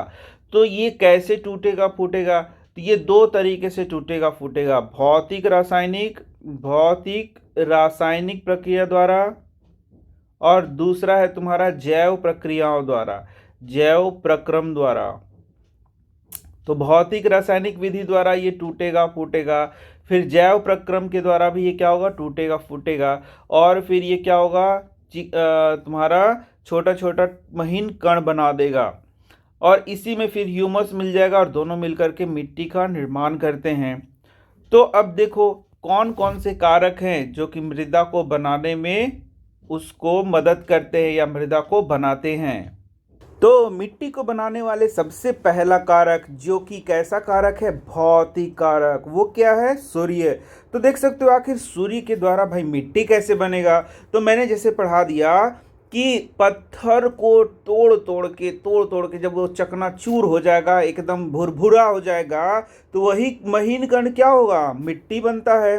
तो सूर्य कैसे भाई इसको करता है? तो देखोगे सूर्य दिन के समय पत्थर को गर्म कर देता है, जिससे वे प्रसारित हो जाते हैं। मतलब क्या हो गया कि दिन में सूर्य का रोशनी जब पत्थरों पे पड़ेगा तो वो फैलता है, और इसी तरीके से रात के समय सूर्य तो रहेगा नहीं, तो ये पत्थर कैसे हो जाते हैं, ठंडे हो जाते हैं और संकुचित हो जाते हैं। तो देखोगे पत्थर प्रसारित भी होता है, यानी फैल रहा है और संकुचित हो रहा है। तो इस तरीके से प्रसारण और संकुचन से वो क्या होने लगेगा, टूटने लगेगा। क्योंकि पत्थर का प्रत्येक भाग असमान रूप से प्रसारित तथा संकुचित होता है, ऐसा बार बार होने पर पत्थर में दरार आ जाती है और अंत में ये बड़े पत्थर टूटकर छोटे छोटे टुकड़ों में क्या हो जाते हैं, विभाजित हो जाते हैं। इस तरीके से सूर्य क्या करेगा, मिट्टी बनाने में मदद करेगा, यानी वह एक क्या हो गया, कारक हो गया। अब दूसरा देखो जल। तो जल मृदा के निर्माण में दो प्रकार से सहायता करता है। देखो पहला, सूर्य के ताप से बने पत्थरों की दरार में घुस जाएगा, और यदि यह जल बाद में जम जाता है तो यह दरार को और अधिक चौड़ा करेगा। क्या आप सोच सकते हैं कि ऐसा क्यों होना चाहिए? अरे भाई जब वो जम जाएगा तो उसका आयतन क्या होगा, बढ़ेगा, और जब आयतन बढ़ेगा तो दरार को और क्या करेगा, चौड़ा करते जाएगा। दूसरा, बहता हुआ जल। अब देखो बहता हुआ जल तो तुम सभी जानते हो कि जैसे मान लो कि ये झरना है और इस झरने से पानी निकल रहा है और ये पत्थरों पे चट्टानों पे गिरेगा, तो ये क्या करेगा, इसको तोड़ेगा। ठीक है, इस तरीके से ये जब जल आगे की ओर बहेगा तो ये क्या करेगा, अपने साथ पत्थरों को ले जाएगा, पत्थर के टुकड़े को ले जाएगा, तो ये भी कण एक दूसरे से टकराएंगे, उससे भी क्या होगा, उससे भी ये चकनाचूर होगा, छोटे छोटे भागों में टूटेगा। तो तेज गति के साथ बहता हुआ जल प्रायः अपने साथ बड़े और छोटे पत्थरों को बहा कर ले जाता है। ये पत्थर आपस में ही क्या करेंगे, एक दूसरे से टकराएंगे और छोटे छोटे कणों में धीरे धीरे बदलते जाएंगे। जल पत्थरों के इन कणों को अपने साथ ले जाता है और आगे निक्षेपित कर देता है। इस प्रकार मृदा अपने मूल पत्थर से काफ़ी दूर वाले स्थानों पर भी पाया जाता है। अब देखो जो नेक्स्ट कारक है, भौतिक कारक, वह क्या है, वायु। तो वायु तो बहुत आसान है जी, इसमें क्या सीखना है कि जिस प्रकार जल में पत्थर एक दूसरे से टकराने का टूटते हैं, उसी प्रकार तेज हवाएं भी पत्थरों को तोड़ देती हैं। वायु जल की तरह बालू को एक स्थान से दूसरे स्थान तक ले जाती है। जीव भी मृदा को बनने की प्रक्रिया को प्रभावित करते हैं। अब आ गया बात जीव का, यानी कि ये ऊपर क्या था, भौतिक कारक था, लेकिन अब कैसा कारक हो गया, जैविक कारक के बारे में पढ़ेंगे। तो ये देखिए जैविक कारक। तो जीव भी मृदा के बनने की प्रक्रिया में क्या करते हैं, प्रभावित करते हैं। जैसे कि देखो लाइकेन, जिसके बारे में हमने पढ़ा है, क्या पढ़ा है लाइकेन के बारे में, कि यह अलगी और फंजाई दोनों के मिलने से बनता है लाइकेन। यानी कि दोनों जब सिम्बायोटिक रिलेशनशिप में रहते हैं तो लाइकेन का निर्माण करते हैं। तो यह पत्थरों की सतह पर उग जाता है। इस क्रम में वे एक पदार्थ यानी कि रसायन को पत्थरों में क्या करेंगे, सतह पर छोड़ेंगे, और जो कि क्या करेगा, उसको पत्थर को चूर्ण के समान कर देगा और मृदा की एक पतली परत का निर्माण करेगा। समझ में आ गया कितना आसान था। अब इस तरह इस सतह पर मॉस जैसे दूसरे छोटे पौधे उगने में सक्षम होते हैं और ये पत्थर को और अधिक तोड़ते हैं। और इस तरीके से देखो कि उसमें मॉस, जो कि तुमने पढ़ा है अध्याय 7 में, ब्रायोफाइटा है, और भी छोटे छोटे पौधे उगने लगेंगे और उसको और तोड़ते जाएंगे। बड़े पेड़ों की मूलें कभी कभी पत्थरों में बनी दरारों में चली जाती हैं और वे दरार को चौड़ा कर देगी और उसको तोड़ देगा धर के, और क्या हो जाएगा जी, वो भी बन जाएगा तुम्हारा मृदा। लेकिन यहाँ पर जो चट्टाने हैं उनका जो एकदम सूक्ष्म रूप है, यानी कि छोटे छोटे कण हैं, सिर्फ वही, उसी को मृदा नहीं कहते हैं। अब इसमें क्या होता है, ह्यूमस भी मिलता है। तो ह्यूमस क्या होता है, जो पेड़ पौधे हैं या जीव जंतु हैं उसका जो सड़ा गला पदार्थ बचता है वही क्या होता है, ह्यूमस होता है। वह भी क्या होगा, ये जो चट्टान का टूटा फूटा भाग है उसमें मिलेगा और पूर्ण रूप से मृदा का निर्माण करेगा। तो देखो, इसके अतिरिक्त मिट्टी में विभिन्न प्रकार के सूक्ष्म जीव भी मिले होते हैं। मिट्टी में तुम जानते हो कि और क्या रहेगा, सूक्ष्म जीव रहता है। मिट्टी के प्रकार का निर्णय उसमें पाए जाने वाले कणों के औसत आकार द्वारा निर्धारित किया जाता है। तो मिट्टी के बारे में तुम भूगोल में पढ़ोगे, कक्षा 10 के अध्याय 2 में बहुत अच्छे से समझाया जाएगा। अलग अलग प्रकार के मिट्टी को बताया गया है, उस मिट्टी का कैसा कण होता है, उसमें क्या क्या चीज़ उगता है और उसमें क्या क्या रसायन होते हैं, वो सारा चीज़ तुमको क्लास 10th में पढ़ाया जाएगा।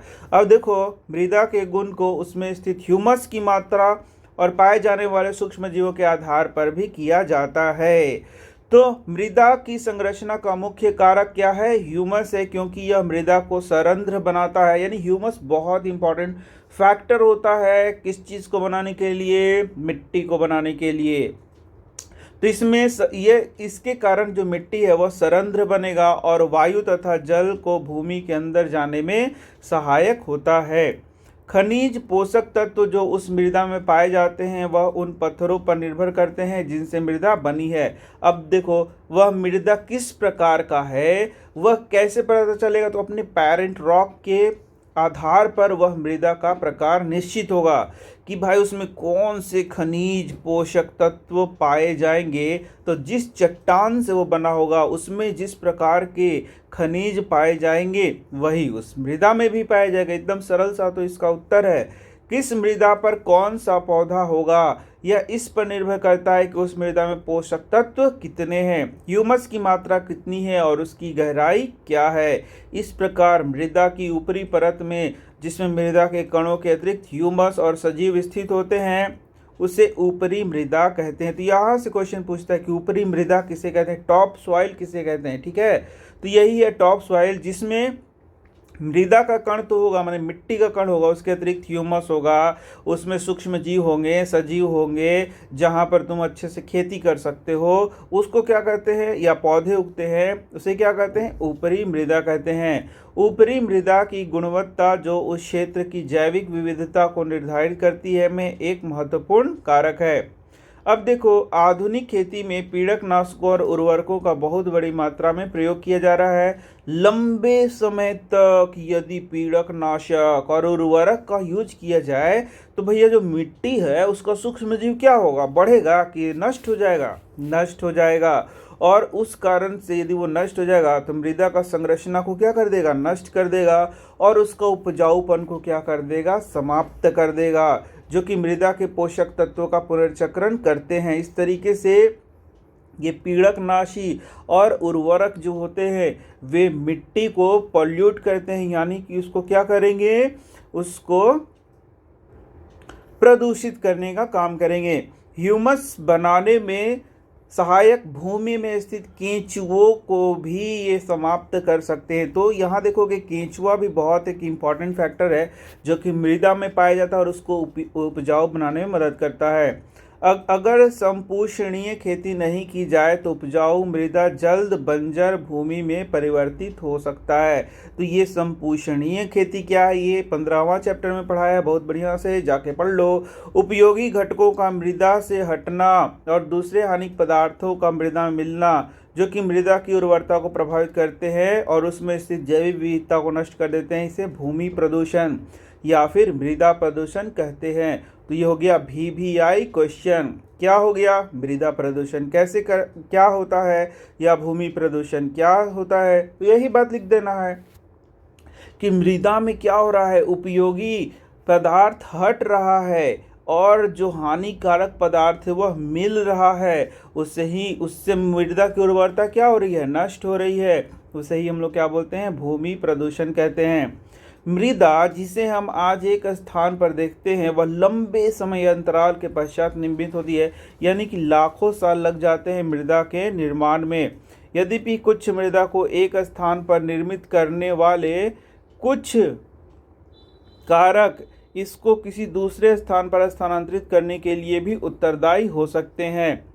मृदा के महीन कण प्रवाहित वायु तथा जल के साथ भी स्थानांतरित हो सकते हैं। मृदा के समस्त कणों का स्थानांतरण हो जाने पर कठोर पत्थर बाहर आ जाता है। इस प्रक्रिया में एक महत्वपूर्ण संपदा की हानि हो जाती है और यही क्या है, मृदा का अपरदन। तो यहाँ हम लोगों ने समझा मृदा अपरदन किसे कहते हैं। तो भाई यही देखो, यही है मृदा। और मृदा बहुत सारे कारकों के द्वारा एक जगह से दूसरे जगह स्थानांतरित होते जाएगा। तो इसका जो टॉप सॉइल है, यानी कि ये जो तुम्हारा ऊपरी मृदा है, ये क्या हो जाएगा, यहाँ से हट जाएगा। तो बचेगा कहाँ, खाली पत्थल ईटा, इधर पत्थल बचेगा, ईटा नहीं बोलेंगे। तो ये टॉप सॉइल यहाँ से क्या होगा, हट करके दूसरे जगह चला जाएगा और इसे ही हम लोग क्या बोलते हैं, मृदा अपरदन। तो आगे के क्लासेस में पढ़ोगे कि मृदा अपरदन भी बहुत कारकों से होता है, जिसमें एक क्या हो गया, हवा हो गया, एक पवन हो गया, हवा हो गया, दूसरा क्या हो गया, जल हो गया। फिर इसी तरीके से देखोगे कि बहुत ज़्यादा यहाँ मान लो घास वगैरह है, तो घास का जड़ क्या करता है, मृदा को एकदम पकड़ के रखता है। लेकिन बहुत ज़्यादा यहाँ पशुओं को चरा दिया जाए, पशु को बहुत ज़्यादा यहाँ पर चरा दिया जाए, तो भी ये क्या हो जाएगा, मृदा यहाँ से गायब होना शुरू हो जाएगा, क्योंकि ये टॉप सॉइल से घास जो है क्या हट जाएगा। तो ये सब कारण है मृदा अपरदन के। ठीक है, तो ये देखो यहाँ पर दिखा भी रहा है कि यहाँ मान लो कि ये मृदा है इस तरीके से, और इस मृदा में क्या है, घास है। तो घास देखोगे कि उसके जड़ को क्या करके रखा, जड़ जो है मिट्टी को क्या करके रखा है, पकड़ के रखा है। लेकिन यहाँ मिट्टी इस तरीके से है कि यहाँ जैसे ही पानी डालेंगे ये मिट्टी अपना बहना शुरू हो जाएगा। तो इस तरीके से देख सकते हो कि ये ऊपरी मृदा यहाँ पर क्या हो रहा है, अपरदन हो रहा है। इसी को बोलते हैं इरोजन, सॉइल इरोजन या मिट्टी का अपरदन। पौधे की जड़ें मृदा के अपरदन को रोकने में महत्वपूर्ण भूमिका निभाती हैं। बड़े स्तर पर जंगलों का कटना न केवल जैविक विविधता को नष्ट कर रहा है बल्कि मृदा के अपरदन के लिए भी उत्तरदायी है। तो हम लोगों ने क्या देखा, हवा के द्वारा मृदा अपरदन होता है, जल के द्वारा होता है, तीसरा चराने के द्वारा होता है, चौथा जो जंगल है जंगल के काटने से होता है, और भी कई कारक हैं, लेकिन जो जो यहाँ पर इम्पोर्टेंट चीज़ है वो मैंने बताया। तो वनस्पति के लिए सहायक ऊपरी मृदा अपरदन की प्रक्रिया में तीव्रता से हट जाएंगे। तो यह पहाड़ी और पर्वतीय वाले भागों में त्वरित गति से होता है। मृदा के अपरदन की इस क्रिया को, मृदा अपरदन को रोकना बहुत कठिन है। सतह पर पाई जाने वाली वनस्पति जल को परतों के अंदर जाने में महत्वपूर्ण भूमिका निभाती है। तो यही सब लिखा हुआ है, तुम्हें अब समझ में आ गया होगा। तो अब हम लोग देखने वाले हैं अपना नया टॉपिक, और ये क्या है, ये है जैव रासायनिक चक्रण। तो चक्रण का मतलब तुम जानते ही होगे, जैसे कि तुमने जल चक्र पढ़ा होगा, और जल चक्र में देखा होगा किस तरीके से जो जल है वह वाष्प के रूप में परिवर्तित होता है, फिर वाष्प से बादल बनता है। मतलब कि ये जो वाष्प है वो संघनित होता है, और संघनित होकर के वापस से क्या बनेगा, जल बनेगा, फिर जल से वाष्प बनेगा। तो इस तरीके से ये क्या हो रहा है, एक चक्र चल रहा है। ये क्या चल रहा है, एक चक्र, इसी को बोलते हैं चक्रण। तो यहाँ पर देख सकते हो जैव मतलब जीवित और रासायनिक मतलब विभिन्न रासायनिक चीजों के बारे में बताया है, विभिन्न पदार्थों के बारे में बताया है। तो लेकिन यहाँ पर थोड़ा सा और ऐड कर देना होगा, अजैविक चीजों के बारे में भी थोड़ा सा ऐड करना होगा। ठीक है, तो यहाँ देख सकते हो कि जीव मंडल में तुम्हें शुरू में ही पढ़ाया गया था कि जैविक और अजैविक दोनों घटक शामिल हैं। तो जैविक और अजैविक घटकों के बीच बहुत से पदार्थों का क्या होता है, बहुत से पदार्थों का स्थानांतरण होते रहता है। तो इसे ही हम लोग क्या कहते हैं, जैव रासायनिक चक्रण कहते हैं। तो यही आगे पढ़ाया जाएगा बहुत डिटेल में। तो देख सकते हो जीव मंडल के जैविक और अजैविक घटकों के बीच का सामंजस्य, यदि उनमें सामंजस्य ना हो तो वे जो सजीव है वे तो बिल्कुल भी जीवित नहीं रह सकते हैं। जीव मंडल को गतिशील और स्थिर बनाता है। अब देखो, एक तो जीव मंडल को गतिशील होना चाहिए, इसका मतलब क्या है, इसका मतलब है कि लगातार अनवरत उसको चलना चाहिए। और दूसरा है कि वह स्थिर होना चाहिए, मतलब उसमें बैलेंस होना चाहिए। ऐसा नहीं कि बहुत ऊपर नीचे हो जाए तो फिर ये जीव मंडल का जो बैलेंस है वो क्या हो जाएगा, डगमगा जाएगा। और ये जो जैविक पदार्थ यहाँ पृथ्वी पर दिखते हैं उड़ जाएंगे, गायब हो जाएंगे। इस सामंजस्य के द्वारा जीव मंडल के विभिन्न घटकों के बीच पदार्थ और ऊर्जा का स्थानांतरण होता है। इसे ही जैव रासायनिक चक्रण कहते हैं। जो स्थानांतरण हो रहा है ना, वही जैव रासायनिक चक्रण होता है। आइए देखते हैं कि वे कौन कौन सी क्रियाएं हैं जो संतुलन को बनाए रखती हैं। तो समझे ना, संतुलन मतलब बैलेंस हो गया अंग्रेजी में। तो यहाँ देखिए सबसे पहले क्या है, जलीय चक्र है। तो आपने कक्षा 2 या 3 से ही शुरू कर दिया था जलीय चक्र पढ़ना, और 9th में भी यही आपको पढ़ना है। तो देखिए जल्दी जल्दी पढ़ते हैं। आपने देखा होगा कि जलाशयों से जल के वाष्पीकरण और फिर संघनन के बाद वर्षा कैसे होती है, लेकिन हमने समुद्रों और महासागरों को सूखते हुए नहीं देखा है। तो किस प्रकार जल इन जलाशयों में वापस आते हैं, पूरी प्रक्रिया को, जिसके द्वारा जल जलवाष्प बनता है। पहले जल क्या बनेगा, जलवाष्प बनेगा, और वर्षा के रूप में फिर क्या होगा, वहीं पे बारिश होगा और सतह पर गिरेगा, और फिर नदियों के द्वारा फिर वो जल कहाँ पहुंच जाएगा, समुद्र में पहुंच जाएगा। जलीय चक्र कहते हैं इसे ही, क्या कहते हैं, जलीय चक्र। तो ये शायद कभी पूछ दे तो भाई, पूछ दे तो तुम तो इसको अपने ही से लिख सकते हो। भैया क्यों पढ़ा 5-6 साल जब तुम इसको भी नहीं लिख सकते हो। ठीक है, यह चक्र उतना आसान और सरल नहीं है जैसा कि वक्तव्य में से प्रतीत होता है। मतलब ये इतना आसान नहीं है, लेकिन लिखना तो ऐसे ही है ना, लिखना तो आसान है। जी हाँ, वह सारा जल जो पृथ्वी पर गिरता है तुरंत समुद्र में नहीं चला जाता है। तो अब ये समझा रहे हैं तो उनको समझिए। इनमें से कुछ मृदा के अंदर चला जाता है, और भूजल यानी कि भूमिगत जल, देखो कहीं कहीं भूमिगत जल लिखा हुआ है, कहीं कहीं भूजल लिखा हुआ है। तो यहाँ जैसे बारिश हो रहा है तो बारिश का काफी जल कहाँ चला जा रहा है, भूमि के अंदर चला जा रहा है। कुछ भूजल झरनों के द्वारा सतह पर आ जाता है, या हम इसे अपने व्यवहार के लिए कुआं और नलकूपों के मदद से सतह पर लाते हैं।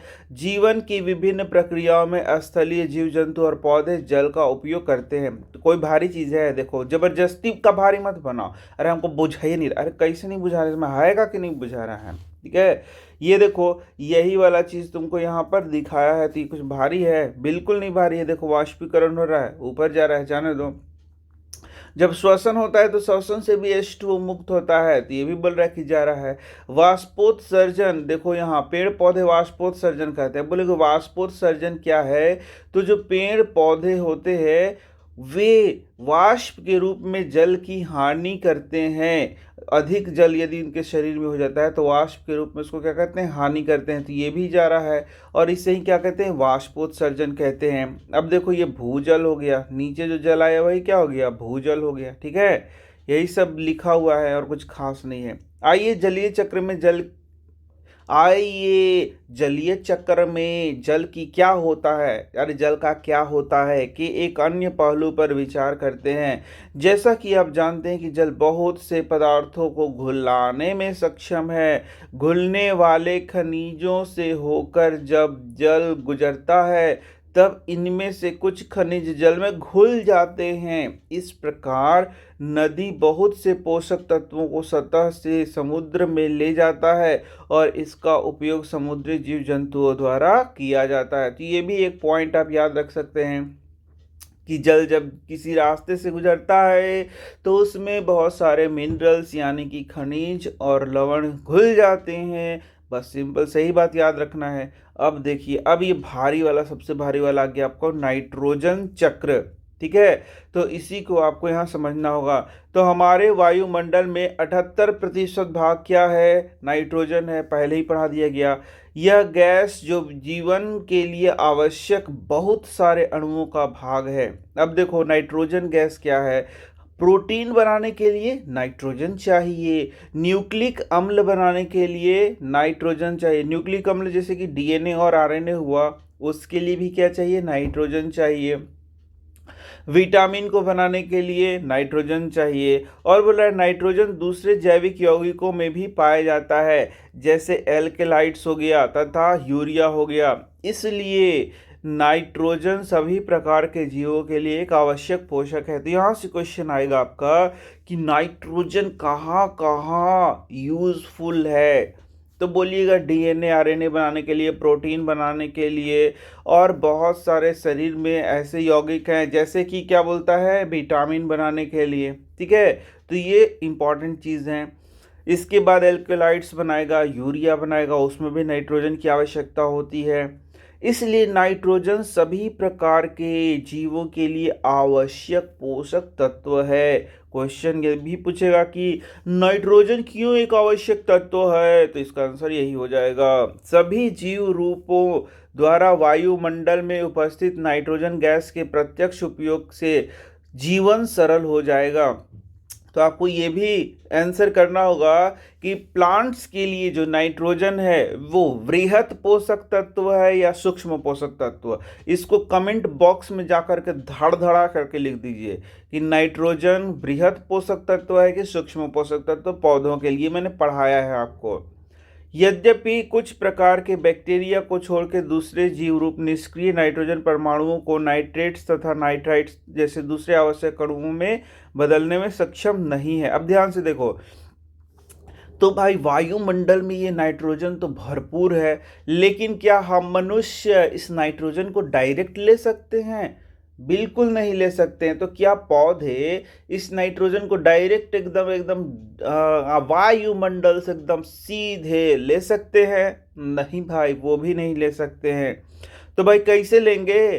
तो यहाँ देखा जाएगा कि सबसे पहले जो नाइट्रोजन है उसको इस रूप में बदल दिया जाता है जिसको पौधे ग्रहण करते हैं, और फिर पौधों से कहाँ चला जाएगा? जीव जगत में चला जाएगा। एकदम सिंपल सा बात है।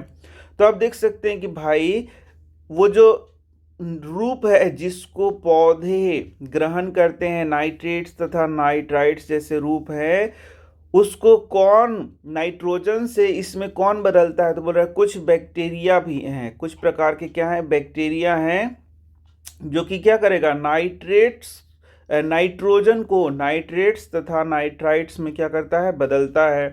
दूसरे आवश्यक अणुओं में बदलने में सक्षम नहीं है। अब देखो वही बोल रहा है, मतलब कुछ बैक्टीरिया ये कार्य कर सकता है। नाइट्रोजन स्थिरीकरण करने वाले ये बैक्टीरिया या तो स्वतंत्र रूप से रहते हैं या द्विबीजपत्री पौधों की कुछ स्पीसीज के साथ पाए जाते हैं। तो इस प्रकार का बैक्टीरिया जो कि नाइट्रोजन को नाइट्रेट्स तथा नाइट्राइट्स में बदलने का गुण रखता है, उसे क्या कहेंगे, नाइट्रोजन स्थिरीकरण बैक्टीरिया। और जब वो बदलेगा तो उसी को क्या कहते हैं, नाइट्रोजन स्थिरीकरण। नाइट्रोजन स्थिरीकरण क्या हो गया कि नाइट्रोजन को इस रूप में बदलना जिसको देखो यहाँ जैसे लिखा है, सामान्यतः पौधे नाइट्रेट्स और नाइट्राइट्स को ग्रहण करते हैं, यानी कि नाइट्रेट्स और नाइट्राइट्स के रूप में नाइट्रोजन को बदलने की प्रक्रिया को क्या कहा जाएगा, तो नाइट्रोजन स्थिरीकरण कहा जाएगा। साधारणतः ये नाइट्रोजन को स्थिर करने वाले बैक्टीरिया फलीदार पौधों की जड़ी में विशेष प्रकार की संरचना मूल ग्रंथियों में पाए जाते हैं। तो ये देखो, यदि हम लोग फलीदार पौधे कहेंगे या फिर क्या कहते हैं हम लोग उसको दलहन पौधे कहते हैं, तो उसका रूट में नोड्यूल्स होता है, इस तरीके से गांठ होता है, इसी में ये बैक्टीरिया क्या होता है पाया जाता है। और यही बैक्टीरिया फिर नाइट्रोजन का क्या करता है स्थिरीकरण करता है, इसी को अंग्रेजी में कहते हैं नाइट्रोजन फिक्सेशन। तो ये बैक्टीरिया कहाँ पाया जाएगा? ये बैक्टीरिया मूल ग्रंथियों में यानी कि जड़ के ग्रंथियों में पाया जाएगा। इन बैक्टीरिया के अलावा नाइट्रोजन परमाणु नाइट्रेट्स और नाइट्राइट्स में भौतिक क्रियाओं के द्वारा बदलते हैं। अच्छा, इसके अलावा भौतिक क्रियाओं के द्वारा बदलता है, जैसे कि बिजली चमकेगा कड़कड़ा के तो उस समय वायु में पैदा हुआ उच्च ताप तथा दाब नाइट्रोजन के ऑक्साइड में बदल देता है, और ये ऑक्साइड जल में घुलकर नाइट्रिक तथा नाइट्रस अम्ल बनाते हैं और वर्षा के साथ भूमि की सतह पर गिरते हैं। तब इसका उपयोग विभिन्न जीव रूपों के द्वारा किया जाता है।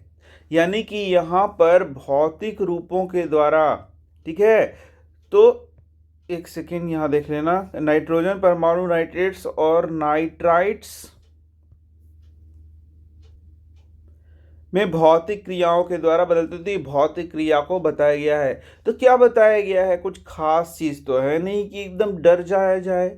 याद रखना होगा वर्ड्स को, देखो एकदम एकदम सीक्वेंस में याद रखो। बिजली चमकेगा तो वायु में क्या होगा उच्च ताप तथा दाब पैदा होगा, जिससे नाइट्रोजन के ऑक्साइड में बदल जाएगा। और तुम जानते ही हो कि यदि नाइट्रोजन के ऑक्साइड जो है वाटर पानी में घुलेंगे तो विभिन्न प्रकार के अम्ल बनाएंगे, जैसे नाइट्रिक अम्ल तथा नाइट्रस अम्ल बनाएंगे, और ये वर्षा के साथ भूमि के सतहों पर गिरते हैं। तब इसका उपयोग विभिन्न जीव रूपों के द्वारा क्या किया जाता है? यूज किया जाता है। अब देखो, नाइट्रोजन संयोजी अणु बनाने में प्रयुक्त होने वाले रूपों के निर्माण के पश्चात नाइट्रोजन का क्या होता है, ठीक है। तो क्या होगा नाइट्रोजन का?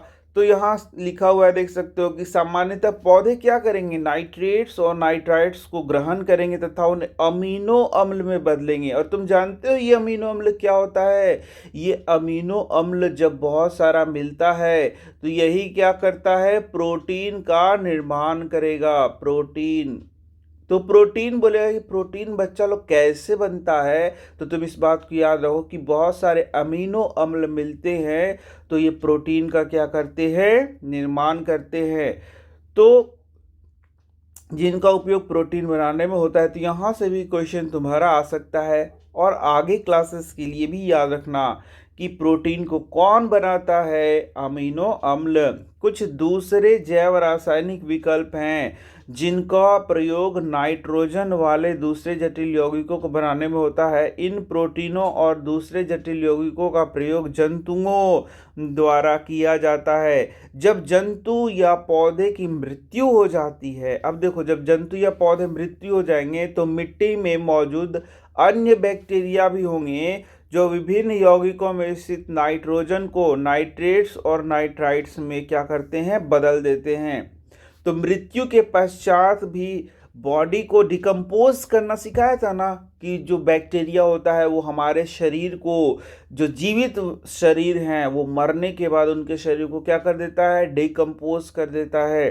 तो उसमें भी कौन मदद करता है? बैक्टीरिया होता है, या बहुत सारे तुम्हारे शैवाल होते हैं, फंजाई होते हैं। तो यहाँ पर सिर्फ बैक्टीरिया की बात की गई है। नाइट्रोजन को वो भी क्या करेगा? नाइट्रेट्स और नाइट्राइट्स में बदल देगा, तथा अन्य तरह के बैक्टीरिया इन नाइट्रेट्स एवं नाइट्राइट्स को नाइट्रोजन तत्वों में वापस बदल देते हैं। और इस प्रकार प्रकृति में एक नाइट्रोजन चक्र होता है, और नाइट्रोजन वायुमंडल में अपने मूल रूप में गुजरता हुआ मृदा और जल के साधारण परमाणु के रूप में बदलता है। यानी कि वो नाइट्रोजन कहाँ चला गया?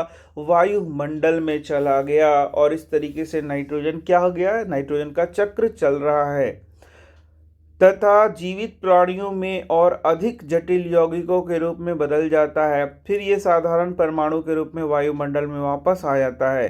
तो देखा तुमने वायुमंडल से सजीव जगत में, सजीव जगत से उसका डिकम्पोज हो गया और फिर वापस ये वायुमंडल में नाइट्रोजन चला गया। तो इस तरीके से नाइट्रोजन का क्या हो रहा है, नाइट्रोजन चक्र चल रहा है। बहुत इंपॉर्टेंट है, याद करना है। तो यहाँ देख सकते हो, यहाँ पर किस चीज को दिखाया गया है, नाइट्रोजन के साइकिल को दिखाया गया है। तो सबसे पहले यहाँ दिखाया गया कि नाइट्रोजन का स्थिरीकरण हो रहा है। तो नाइट्रोजन का ये देखो स्थिरीकरण हो रहा है, जैसे कि मान लो कि बैक्टीरिया के द्वारा नाइट्रोजन का स्थिरीकरण हो रहा है। तो ये क्या बन रहा है, हरे पेड़ पौधे उस नाइट्रेट्स को क्या कर रहे हैं, यूज कर रहे हैं।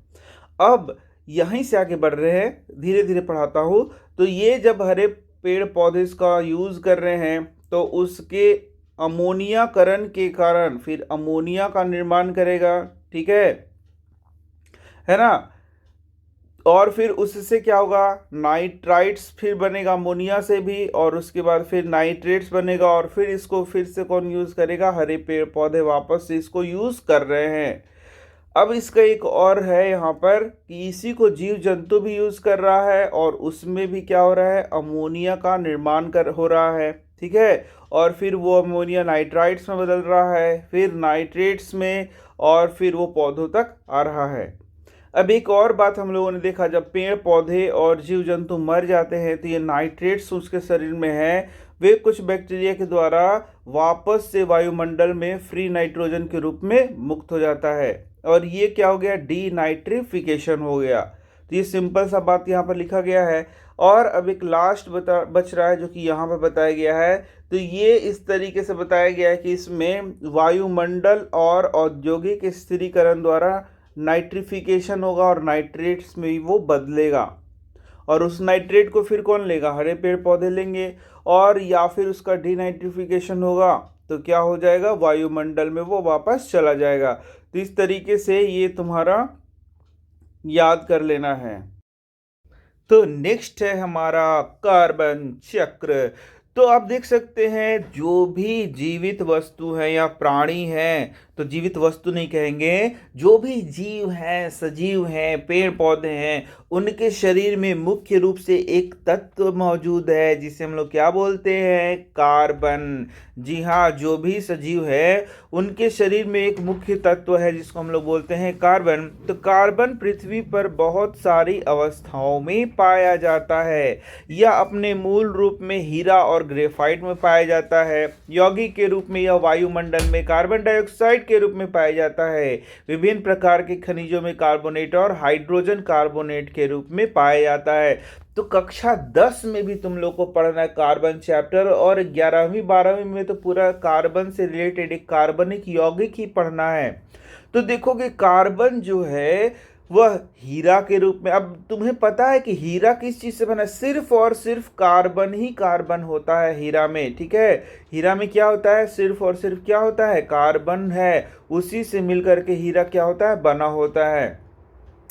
ठीक इसी तरीके से ग्रेफाइट की बात करें तो वह भी सिर्फ और सिर्फ कार्बन से ही बना होता है। उसमें भी क्या होता है, सिर्फ कार्बन होता है और कुछ भी नहीं होता है। तो इस तरीके से हीरा हो गया, ग्रेफाइट हो गया, और साथ ही साथ वायुमंडल में कार्बन किस रूप में मौजूद है, तो CO2 के रूप में मौजूद है। विभिन्न प्रकार के खनिजों में कार्बोनेट यानी कि CO3 के रूप में मौजूद है। हाइड्रोजन कार्बोनेट यानी HCO3 के रूप में मौजूद है। तो ये C है कि नहीं, ये कार्बन है। कार्बन को C से दिखाते हैं, ये तुम्हें पता ही होगा। जबकि सभी जीव रूप कार्बन आधारित अणुओं, अब देखो, अब जीव रूप की बात करें तो जीवित प्राणी जो है उनका शरीर मुख्य रूप से किससे बना है, कार्बन से बना है। जैसे हम बात करें कार्बोहाइड्रेट्स की तो उसमें कार्बन होगा, प्रोटीन में कार्बन होगा, वसा में कार्बन होगा, न्यूक्लिक अम्ल में कार्बन होगा, विटामिन में कार्बन होगा।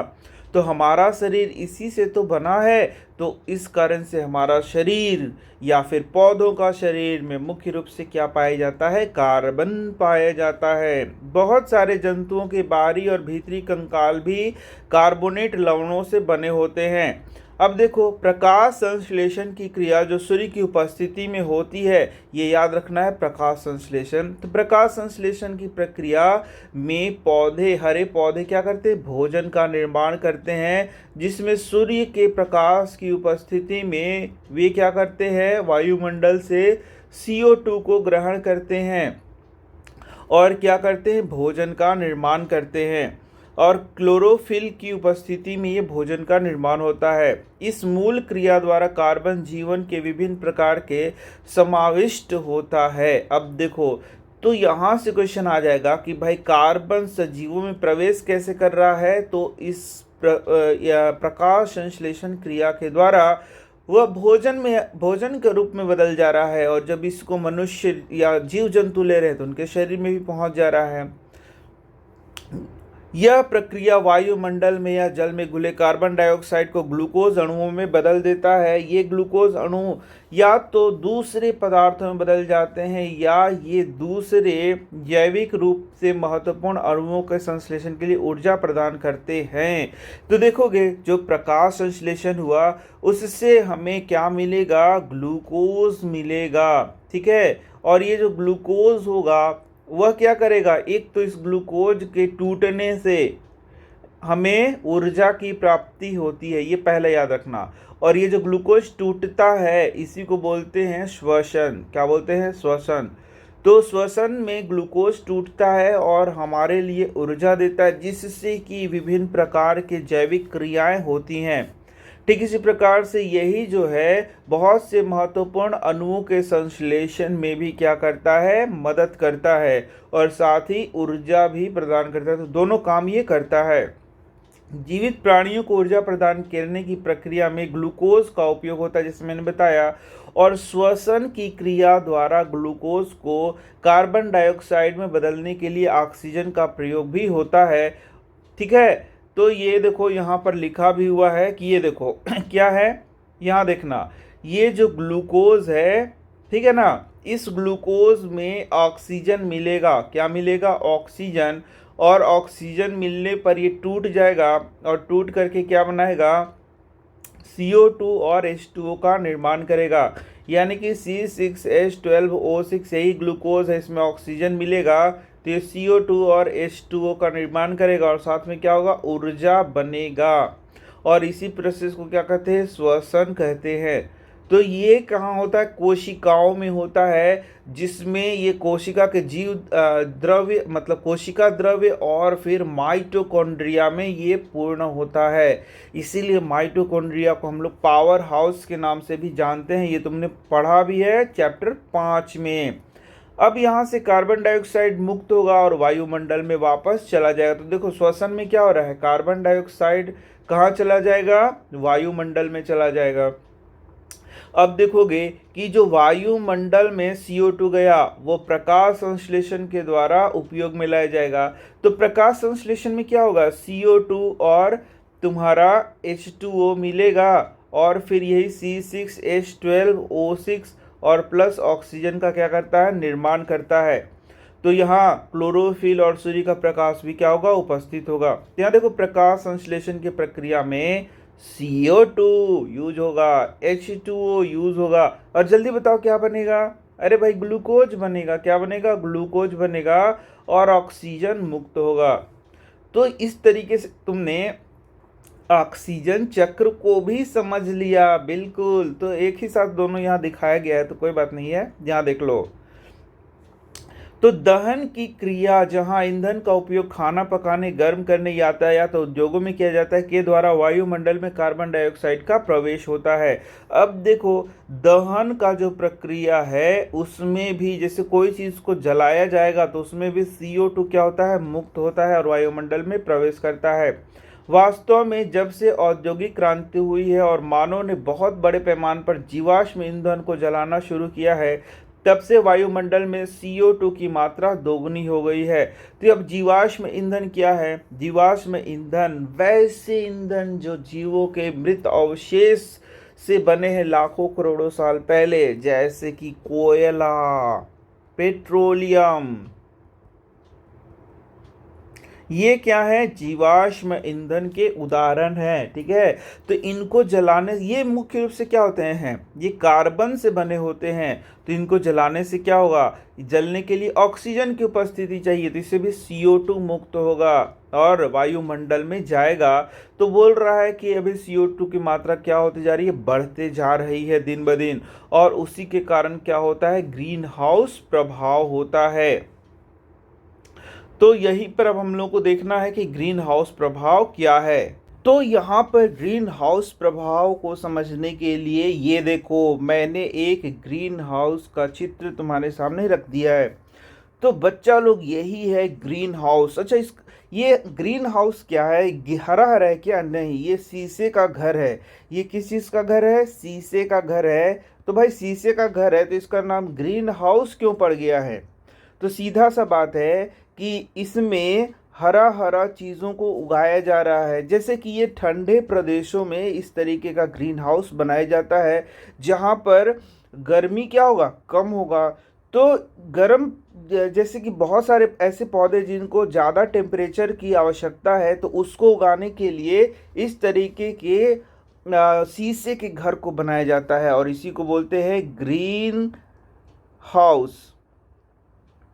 और इसी के नाम पर ग्रीन हाउस प्रभाव नाम पड़ा है। तो भाई यहाँ पर यह बात है अब कि बाहर में टेम्परेचर यानी कि तापमान क्या रहेगा, कम रहेगा, और भीतर में तापमान क्या रहेगा, ज़्यादा रहेगा। तो ये कैसे होता है, आखिर ये कैसे कार्य करता है कि इसके अंदर तापमान ज़्यादा कैसे रहता है। तो यहाँ पर देखो, ये जो सूर्य का प्रकाश जब आता है इसके अंदर, तो इसके अंदर ये सूर्य का प्रकाश आसानी से प्रवेश कर जाता है। ये जो सूर्य का प्रकाश है, या बोलेंगे सूर्य का जो विकिरण है, वो इस रूम के अंदर, इस घर के अंदर, इस हाउस के अंदर आसानी से प्रवेश कर जाता है।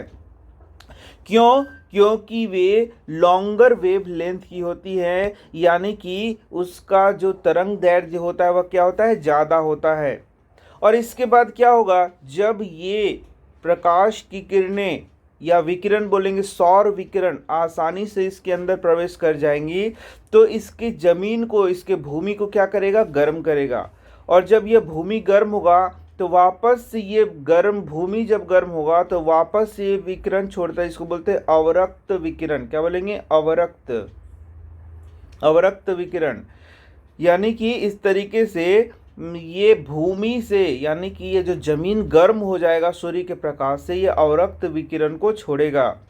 लेकिन मजेदार बात ये है कि ये जो अवरक्त विकिरण है, इसका जो वेवलेंथ है, तरंग दैर्ध्य है, वह छोटा होता है। वेवलेंथ यानी कि तरंग दैर्ध्य क्या होता है, छोटा होता है। अब इसका तरंग दैर्ध्य छोटा होने के कारण ये वापस, ये जो गर्मी है, इस शीशे के घर से बाहर नहीं जा पाता है। देखो, यही बात समझना है कि शीशे से ये बाहर नहीं जा पाता है, ये बाहर नहीं जा पाता है, ये बस इसी में रह जाता है। इसका मतलब ये जो गर्मी है वो सारा का सारा कहाँ रह गया, इस शीशा के घर में रह गया, इस शीशा के घर में ही रह गया। और इस कारण से ये जो शीशा का घर है वो क्या हो जाएगा, गर्म हो जाएगा। और इसी को क्या कहते हैं, ग्रीन हाउस प्रभाव कहते हैं। इसी को क्या कहते हैं, ग्रीन हाउस प्रभाव। तो तुमने क्या समझा, तुमने समझा कि ये जो शीशा है उसका गर्म होना ही क्या है, ग्रीन हाउस प्रभाव है। ठीक है, तो क्या हमारे वातावरण में भी ऐसे हो रहा है, बिल्कुल हमारे वातावरण में भी ऐसे हो रहा है। तो देखोगे, ये जो सूर्य है, सूर्य का ये जो प्रकाश है वायुमंडल से होता हुआ, वायुमंडल से होता हुआ हमारे हमारे पृथ्वी तक पहुंच रहा है। तो अब बोलोगे सूर्य का प्रकाश क्या आसानी से हमारे पृथ्वी तक पहुंच रहा है, बिल्कुल, क्योंकि ये जो सौर विकिरण है, ये जो सौर विकिरण है, इसका वेवलेंथ क्या होता है, ज़्यादा होता है, यानी कि तरंग दैर्ध्य ज़्यादा होता है। और ये पृथ्वी की सतह से क्या होता है, पृथ्वी की सतह पर आसानी से पहुंच जाता है। और उनमें से बहुत सारा मात्रा क्या होता है, परावर्तित भी हो जाता है। ठीक है, लेकिन कुछ मात्रा क्या होता है, पृथ्वी के द्वारा अवशोषित हो जाता है। कौन क्या अवशोषित हो जाता है, ये जो गर्मी है, ये जो ऊष्मा है, ये क्या हो जाता है, पृथ्वी के द्वारा अवशोषित हो जाता है, तो पृथ्वी गर्म हो जाता है। और जब पृथ्वी गर्म हो जाएगा तो वापस ये क्या करेगा, विकिरण को रेडिएट करेगा, यानी कि ये गर्मी जो है यह छोड़ेगा। और ये गर्मी कैसा रहेगा, अवरक्त विकिरण रहेगा, अवरक्त विकिरण, जो कि कैसा होगा, छोटा छोटा तरंग दैर्ध्य का होगा। तो भाई ये जब इस तरीके से रेडिएट करता है अवरक्त विकिरण को, तो क्या होता है कि ये जो गर्मी है ये वायुमंडल में उपस्थित कार्बन डाइऑक्साइड, फिर मीथेन हो गया, CFC हो गया, N2, इनको कहते हैं ग्रीन हाउस गैसेस, जिसमें तुमको सिर्फ नाम याद करना है, CO2 का नाम याद करके रखना है, हालांकि ये बाकी नाम भी तुम याद कर सकते हो। ये ग्रीन हाउस गैसेज हैं। तो जब ये अवरक्त विकिरण इस तरीके से, ये जो गर्मी है वायुमंडल में उपस्थित इनके द्वारा गुजरने का कोशिश करता है तो वो नहीं गुजर पाता है, वो वापस यहीं पर रोक लिया जाता है हमारे वायुमंडल के अंदर, और इस तरीके से हमारी पृथ्वी क्या रहती है, गर्म रहती है। और ये भी उसी तरीके से हो रहा है जैसे ऊपर हो रहा है कि ये जो सौर विकिरण, ये जो तुम्हारा अवरक्त विकिरण था ये इसके बाहर नहीं जा पा रहा था, तो यहाँ इसको हम लोगों ने क्या नाम दिया था, ग्रीन हाउस प्रभाव। तो ठीक इसी तरीके से यहाँ भी हो रहा है कि ये जो गर्मी है ये हमारे पृथ्वी में ही रह जा रही है, इसलिए मतलब पृथ्वी के आजू बाजू ही रह जा रहा है, हमारे वायुमंडल से बाहर नहीं जा पा रहा है। इसके कारण पृथ्वी क्या है, गर्म है। इसलिए इसे भी क्या कहते हैं, ग्रीन हाउस प्रभाव कहते हैं। क्यों ग्रीन हाउस प्रभाव कर रहे हैं, क्योंकि इसी ग्रीन हाउस प्रभाव की तरह हो रहा है, इसलिए इसका नाम भी क्या हो गया, ग्रीन हाउस प्रभाव हो गया। अब ध्यान देने वाला बात है कि ये अच्छा है खराब है, बहुत अच्छा है, क्योंकि इसी के कारण हमारा पृथ्वी गर्म है और हम लोग यहाँ पर क्या हैं, जीवित हैं, यानी जीवन की संभावना है। तो फिर भाई हानि क्या है, हानि ये है कि यदि अब CO2 की मात्रा बढ़ जाए, अभी जितना है उतना ठीक है, लेकिन बढ़ते जाए तो क्या होगा, ये गर्मी भी क्या होगा, बढ़ते जाएगा, और फिर जीवों के जीवित रहने के लिए क्या होगा, हानि पहुंचाएगा। इसे ही हम लोग क्या बोलते हैं, ग्लोबल वार्मिंग। क्या बोलेंगे बच्चा लोग, यानी कि ग्लोब का वार्म होना, गर्म होना, यानी हमारे पृथ्वी का धीरे धीरे क्या होते जाना, गर्म होना। तो वो कैसे होगा, यदि CO2 का मात्रा क्या होते जाए, बढ़ते जाए। तो इसे ही हम लोग क्या बोलेंगे, वैश्विक ऊष्मन या ग्लोबल वार्मिंग, वैश्विक ऊष्मन या फिर क्या बोलेंगे, ग्लोबल वार्मिंग। तो ग्रीन हाउस प्रभाव के कारण ही यदि ज़्यादा गर्मी बढ़ती जाएगा तो पूरा ग्लोब हमारा गर्म हो जाएगा, और उसी का नाम क्या हो जाएगा, वैश्विक ऊष्मन होगा। अब देखो उसके कारण क्या हो सकता है, उसके कारण जो ग्लेशियर्स हैं वो पिघलना शुरू हो सकते हैं, जिससे कि पृथ्वी क्या होगा, जलमग्न होना शुरू हो जाएगा, यानी कि बाढ़ आना शुरू हो जाएगा। इसी के साथ जो जीव जंतु यहाँ पर रह रहे हैं उनके, यदि टेम्परेचर यहाँ बहुत ज़्यादा बढ़ जाता है तो क्या वो जीवित रह पाएंगे, नहीं रह पाएंगे, बहुत मुश्किल होगा उनको जीवन को चलाना। तो इस तरीके से ये जो CO2 का लेवल है वह बढ़ रहा है, तो वो हमारे लिए क्या है, अच्छा है या खराब है, बिल्कुल भी खराब है, और ऐसा नहीं होना चाहिए। तो क्या तुम बता सकते हो ये CO2 का लेवल मुख्य रूप से किससे बढ़ रहा है, यस जी हाँ, जो हम लोग कोयला या पेट्रोलियम या फिर बोले कि जो हम लोग का जीवाश्म ईंधन है उसको जलाने पे मुख्य रूप से CO2 मुक्त होता है, जो कि ग्लोबल वार्मिंग का क्या है, कारण है। तो क्या कुछ अन्य गैसें भी हैं जो ग्लोबल वार्मिंग को काउज कर रही हैं, बिल्कुल, CH4 हो गया, CFC हो गया, N2 हो गया, इनके नाम भी तुम याद रख सकते हो। चलो तो हम लोग ग्रीन हाउस प्रभाव को अब पढ़ के देख लेते हैं। तो यहाँ पर तुम लोग देख सकते हो कि क्रियाकलाप 14.1 में किए गए अवलोकनों का स्मरण कीजिए। शीशा यानी कि ग्लास द्वारा ऊष्मा को रोक लेने के कारण शीशे के अंदर का तापमान बाहर के तापमान से काफ़ी अधिक हो जाता है, जैसा मैंने अभी तुरंत तुम्हें पढ़ाया। और एक इसका और अच्छा सा उदाहरण ले सकते हो कि तुम यदि कभी कार में बैठे होगे तो कार में चारों तरफ से शीशा लगा होगा, तो देखो कि कार के अंदर का टेम्परेचर क्या होता है, ज़्यादा होता है बाहर के। ठंडे मौसमों में उष्णकटिबंधीय पौधों को गर्म रखने के लिए आवरण बनाने की प्रक्रिया में इस अवधारणा का उपयोग किया गया है। जैसा कि मैंने तुम्हें अभी दिखाया, ग्रीन हाउसेस जो शीशे के घर थे वो ठंडे प्रदेशों में बने होते हैं जहाँ पर सब्जियों को उगाने के लिए उसका प्रयोग किया जाता है। इस प्रकार के आवरण को ग्रीन हाउस कहते हैं। जैसा मैंने अभी तुरंत तुम्हें दिखाया था चित्र में कि उसको क्या कहते हैं, उसको ग्रीन हाउस कहते हैं। वायुमंडलीय प्रक्रियाओं में भी ग्रीन हाउस होता है। जैसे मैंने दिखाया था कि वायुमंडल में विभिन्न प्रकार की गैसें हैं जिनको हम लोग ग्रीन हाउस गैसेस कहते हैं। तो क्या तुम अभी नाम याद है? अभी तुरंत पढ़ाया है मैंने, उनको नाम लिखो नीचे। और मुख्य ग्रीन हाउस गैस कौन है? CO2 है, ये भी याद रखो। कुछ गैसें पृथ्वी से ऊष्मा को पृथ्वी के वायुमंडल के बाहर जाने से रोकती हैं। वे कौन सी गैसेस हैं? यस, ग्रीन हाउस गैसेस हैं, जो कि पृथ्वी के गर्मी को बाहर जाने से क्या कर रहा है? रोक रहा है। वायुमंडल में विद्यमान इस प्रकार की गैसों में वृद्धि संसार के औसत तापमान को बढ़ा सकती है। तो ये गर्मी तो हमारे लिए अच्छा है, लेकिन यदि ये गर्मी बढ़ते जाए तो औसत तापमान क्या होगा? बढ़ जाएगा, जो कि हमारे लिए क्या होगा? फिर हानिकारक होगा।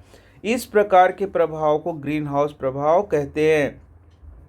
कार्बन डाइऑक्साइड भी एक इसी प्रकार के ग्रीन हाउस गैस है। कार्बन डाइऑक्साइड, जिसे मैं बताया, वायुमंडल में विद्यमान कार्बन डाइऑक्साइड में वृद्धि से वायुमंडल में ऊष्मा की वृद्धि होगी। जैसे अभी तुरंत बताया कि यदि CO2 का मात्रा बढ़ते जा रहा है तो उससे क्या होगा? ग्लोबल वार्मिंग हो, यानी कि वैश्विक ऊष्मन होगा। इस प्रकार के कारणों द्वारा वैश्विक उष्मीकरण की स्थिति उत्पन्न हो जाती है। इसे क्या कहते हैं? वैश्विक उष्मीकरण, यानी कि इसे ही हम लोग कहते हैं ग्लोबल वार्मिंग। तो उससे बहुत सारी हानियां, जैसे मैंने अभी तुरंत बताया था तुम्हें। अब देखो ऑक्सीजन चक्र, तो अभी तो तुरंत ऑक्सीजन चक्र पढ़ा दिया है। सेम टू सेम वही है ऑक्सीजन चक्र की प्रकाश संश्लेषण के द्वारा क्या बनता है तुम्हारा? प्रकाश संश्लेषण के द्वारा, जैसे कि मैंने सिखाया कि ये ग्लूकोज का निर्माण होगा और ऑक्सीजन वायुमंडल में आएगा। तो क्या जब प्रकाश संश्लेषण नहीं हो रहा था तो ये ऑक्सीजन था? तो नहीं था वायुमंडल में। इसको मुक्त ऑक्सीजन हम लोग बोलते हैं। तो यही वह मुक्त ऑक्सीजन है जिसको हम लोग श्वसन में लेते हैं। तो यदि प्रकाश संश्लेषण ना हो तो ये मुक्त ऑक्सीजन हमें नहीं मिलेगा। फिर हमको खरीद करके जो प्रयोगशाला में ऑक्सीजन बनता है उसको उपयोग करना होगा, जो कि संभव सभी जीवों के लिए है क्या? नहीं। इसीलिए पेड़ पौधों की क्या करनी चाहिए? हमें सुरक्षा करनी चाहिए। तो इस तरीके से देख सकते हो तुम कि ऑक्सीजन मिलेगा प्रकाश संश्लेषण में, और प्रकाश संश्लेषण में ग्लूकोज का निर्माण होगा। और यहाँ पर क्या मैंने बताया था कि अब जो जीव हैं यही ग्लूकोज को लेंगे और ग्लूकोज को ऑक्सीजन की उपस्थिति में जब तोड़ा जाता है तो उसी को हम लोग क्या बोलते हैं? श्वसन। और श्वसन से क्या निकलता है? CO2 और H2O। और ये जो CO2 है वापस प्रकाश संश्लेषण में उपयोग होगा। इस तरीके से ये श्वसन तुम्हारा ये हो गया ऑक्सीजन चक्र। तो ऑक्सीजन पृथ्वी पर बहुत अधिक मात्रा में पाए जाने वाला तत्व है, लेकिन ये जो तत्व पाए जाने वाले भूपर्पट्टी में पाया जाता है तो वो मुक्त रूप में नहीं मिल रहा है। जैसे कि CO2 में भी ऑक्सीजन है लेकिन ये कार्बन के साथ मिला हुआ है। H2O में भी ऑक्सीजन है लेकिन हाइड्रोजन के साथ मिला हुआ है। तो क्या तुम इस ऑक्सीजन को ग्रहण कर सकते हो श्वसन के लिए? नहीं। क्या तुम इस ऑक्सीजन को ग्रहण कर सकते हो श्वसन के लिए? नहीं।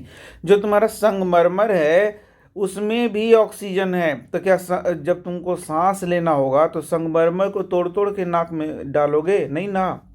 तो हम लोग सांस में मुक्त ऑक्सीजन लेते हैं, ये बात याद रखना कि मुक्त ऑक्सीजन को लेते हैं। और ये कहाँ से आता है? तो मुख्य रूप से प्रकाश संश्लेषण के द्वारा आ रहा है। जब पौधे प्रकाश संश्लेषण के द्वारा भोजन बनाते हैं तो ऑक्सीजन मुक्त होता है। इसकी मात्रा मूल रूप से वायुमंडल में लगभग 21% है। ये पढ़ लिया है तुमने। यह बड़े पैमाने पर पृथ्वी के पटल में यौगिक के रूप में तथा वायु में कार्बन डाइऑक्साइड के रूप में भी पाई जाती है, लेकिन हमारे यूज का तो नहीं है। पृथ्वी के पटल पर यह धातुओं तथा सिलिकॉन के ऑक्साइडों के रूप में पाया जाता है। यह कार्बोनेट यानी कि CO3 के रूप में पाया जाएगा, सल्फेट यानी कि SO4 के रूप में पाया जाएगा, नाइट्रेट यानी कि NO3 के रूप में पाया जाएगा। अन्य खनिजों के रूप में भी पाया जाता है। यह जैविक अणुओं जैसे कार्बोहाइड्रेट में भी क्या होता है, ऑक्सीजन, प्रोटीन में भी ऑक्सीजन, न्यूक्लिक अम्ल में भी ऑक्सीजन, वसा में भी ऑक्सीजन, सब में ऑक्सीजन पाया जाता है। लेकिन जब हम ऑक्सीजन चक्र के बारे में बात करते हैं तब हम मुख्यतः उस चक्र को निर्देशित करते हैं जो ऑक्सीजन की मात्रा को वायुमंडल में संतुलित बनाए रखता है। और हम लोग O2 की बात करते हैं, मुक्त ऑक्सीजन की बात करते हैं, जिसको हम लोग श्वास में लेते हैं। वायुमंडल से ऑक्सीजन का उपयोग 3 प्रक्रियाओं में होता है, जिनके नाम है श्वसन, श्वसन में ऑक्सीजन का उपयोग होता है, दहन, दहन में ऑक्सीजन का उपयोग होता है, नाइट्रोजन के ऑक्साइड के निर्माण में ऑक्सीजन का उपयोग होगा, या किसी भी चीज़ के ऑक्साइड के निर्माण में किसका होगा, ऑक्सीजन का उपयोग होगा। वायुमंडल में ऑक्सीजन में केवल एक ही मुख्य प्रक्रिया जिसे प्रकाश संश्लेषण कहते हैं कि द्वारा लौटती है, याद रखिएगा। यही कारण है कि हमें पेड़ पौधे लगाने चाहिए, नहीं तो हम लोग गायब हो जाएंगे। इस प्रकार से प्रकृति में ऑक्सीजन चक्र की रूपरेखा बनती है। यद्यपि हम जीवन में श्वसन की क्रिया में ऑक्सीजन को महत्वपूर्ण मानते हैं, परंतु कुछ जीव मुख्यतः बैक्टीरिया तत्वीय ऑक्सीजन द्वारा जहरीले हो जाते हैं, ये भी याद रखना है। वास्तव में बैक्टीरिया के द्वारा नाइट्रोजन स्थिरीकरण की प्रक्रिया ऑक्सीजन की उपस्थिति में नहीं होती है, ये भी याद रखना है बात को। अब आ गया ओजोन परत। ओजोन परत 10वीं में बहुत बढ़िया पढ़ाया गया है, यहाँ भी कुछ कुछ बात बता दिया गया है, तो उसको भी यहाँ पर समझ लेना होगा। तो जैसे कि ये हमारा पृथ्वी है और पृथ्वी के चारों ओर वायुमंडल की विभिन्न परतें हैं, इसी में एक परत होता है स्ट्रेटोस्फेयर, और उसी में ओजोन पाया जाता है। तो ओजोन क्या होता है बच्चा, ओजोन होता है O3, इसी को कहते हैं ओजोन। तो क्या ओजोन हमारे लिए फायदेमंद है? बिल्कुल नहीं, यह जहरीला होता है। यह क्या होता है, जहरीला। जैसे कि ऑक्सीजन हमारे लिए O2 बहुत ही यूज़फुल है, यानी कि इसके बिना हम जीवित नहीं रह सकते हैं, लेकिन O3 क्या होता है, जहरीला होता है। तो बोलो कि ये जहरीला होता है तो फिर इसका महिमा मंडन क्यों किया जा रहा है, क्यों O3 यानी कि ओजोन बोलता है कि सबसे बहुत इंपॉर्टेंट है हमारे लिए? तो इसका आंसर यहाँ छुपा हुआ है, क्योंकि हमारा जो पृथ्वी है और ये सूर्य का जो विकिरण आता है, तो सूर्य का विभिन्न प्रकार का विकिरण हमारे पृथ्वी तक आता है, जिसमें एक है यूवी रेस यानी कि अल्ट्रा वायलेट रेस। और ये यदि पृथ्वी तक आ जाता है तो यहाँ के प्राणियों के लिए बहुत हानिकारक होता है।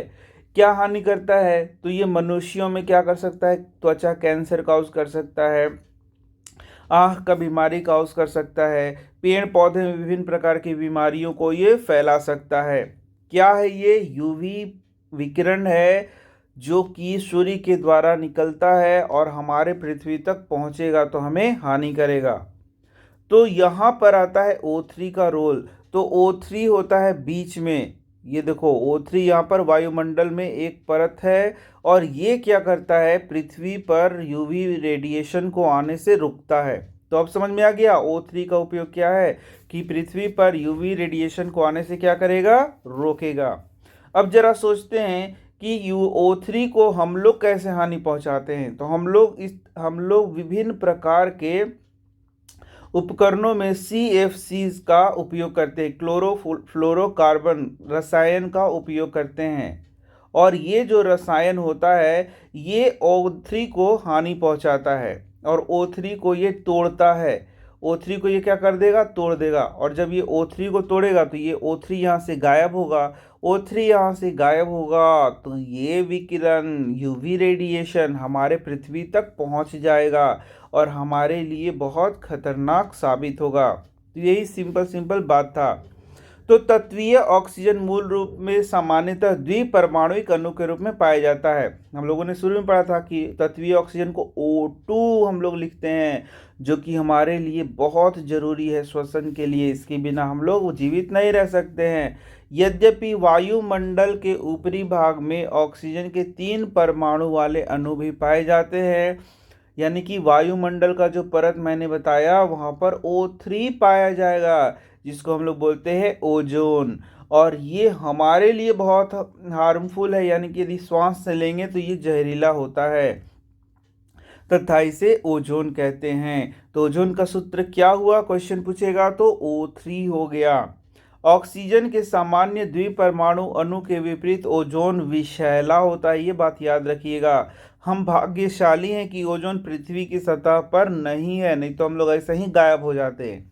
यह सूर्य से आने वाली हानिकारक विकिरण को अवशोषित करती है। यहाँ से क्वेश्चन आएगा कि बताइए ओजोन किस तरीके से हमारे लिए लाभदायक है, तो बोलेंगे कि ये सूर्य से आने वाली हानिकारक यूवी विकिरण को हमारे तक आने से रोकती है, यानी कि इसका अवशोषण करती है। इस प्रकार यह उन हानिकारक विकिरण को पृथ्वी की सतह से पहुंचाने तक रोकती है। तो यही इसका क्या हो गया, आंसर हो गया, जो कि कई जीव रूपों को हानि पहुंचाता है। तो नया क्वेश्चन हो गया कि भाई यूवी विकिरण हमें कैसे हानि पहुंचाता है, तो ये जीव रूपों को हानि पहुंचाता है। पेड़ पौधों में बहुत सारी बीमारियां काउज कर सकता है, हमारे शरीर में कैंसर काउज कर सकता है, मोतियाबिंद काउज कर सकता है, इसलिए इस तरीके से ये हानि करता है। हाल ही में यह पता चला है कि ओजोन परत का ह्रास होता जा रहा है। मनुष्य के द्वारा बनाए गए विभिन्न प्रकार के यौगिकों जैसे क्लोरोफ्लोरोकार्बन वायुमंडल में स्थिर अवस्था में उपस्थित हो जाते हैं। तो अब नया क्वेश्चन आ गया कि भाई O3 को कैसे हानि पहुंच रहा है, तो CFC क्लोरोफ्लोरोकार्बन के द्वारा पहुंच रहा है। क्लोरोफ्लोरोकार्बन क्लोरीन तथा फ्लोरीन युक्त कार्बन यौगिक है। नया क्वेश्चन के CFC क्या है, तो क्लोरीन और फ्लोरीन युक्त क्या होता है, कार्बन यौगिक होता है। ये बहुत अस्थायी होते हैं तथा किसी जैव प्रक्रिया द्वारा भी विघटित नहीं होते हैं। एक बार जब वे ओजोन परत के समीप पहुंचते हैं तो ओजोन के अणुओं के साथ प्रक्रिया करते हैं, जिसके परिणाम स्वरूप ओजोन की परत में कमी आई है, यानी ओजोन को ये ब्रेक करते हैं और O2 में बदलते जाते हैं। तो इस तरीके से ओजोन परत क्या होगा, ह्रास होगा। तो नया क्वेश्चन, ओजोन परत के ह्रास के कारण को लिखें। तो ये सारा चीज यहाँ पर हम लोग क्या करेंगे, लिख देंगे। अब देखो अंटार्कटिका के ऊपर ओजोन परत का छिद्र पाया जाता है। तो इस क्वेश्चन को बहुत घुमा घुमा के पूछ सकता है, तुमको वर्ड याद रखना है अंटार्कटिका। ओजोन परत की और भी अधिक क्षीण होने के कारण पृथ्वी पर जीवन पर पड़ने वाले प्रभाव के विषय में कल्पना करना भी कठिन है।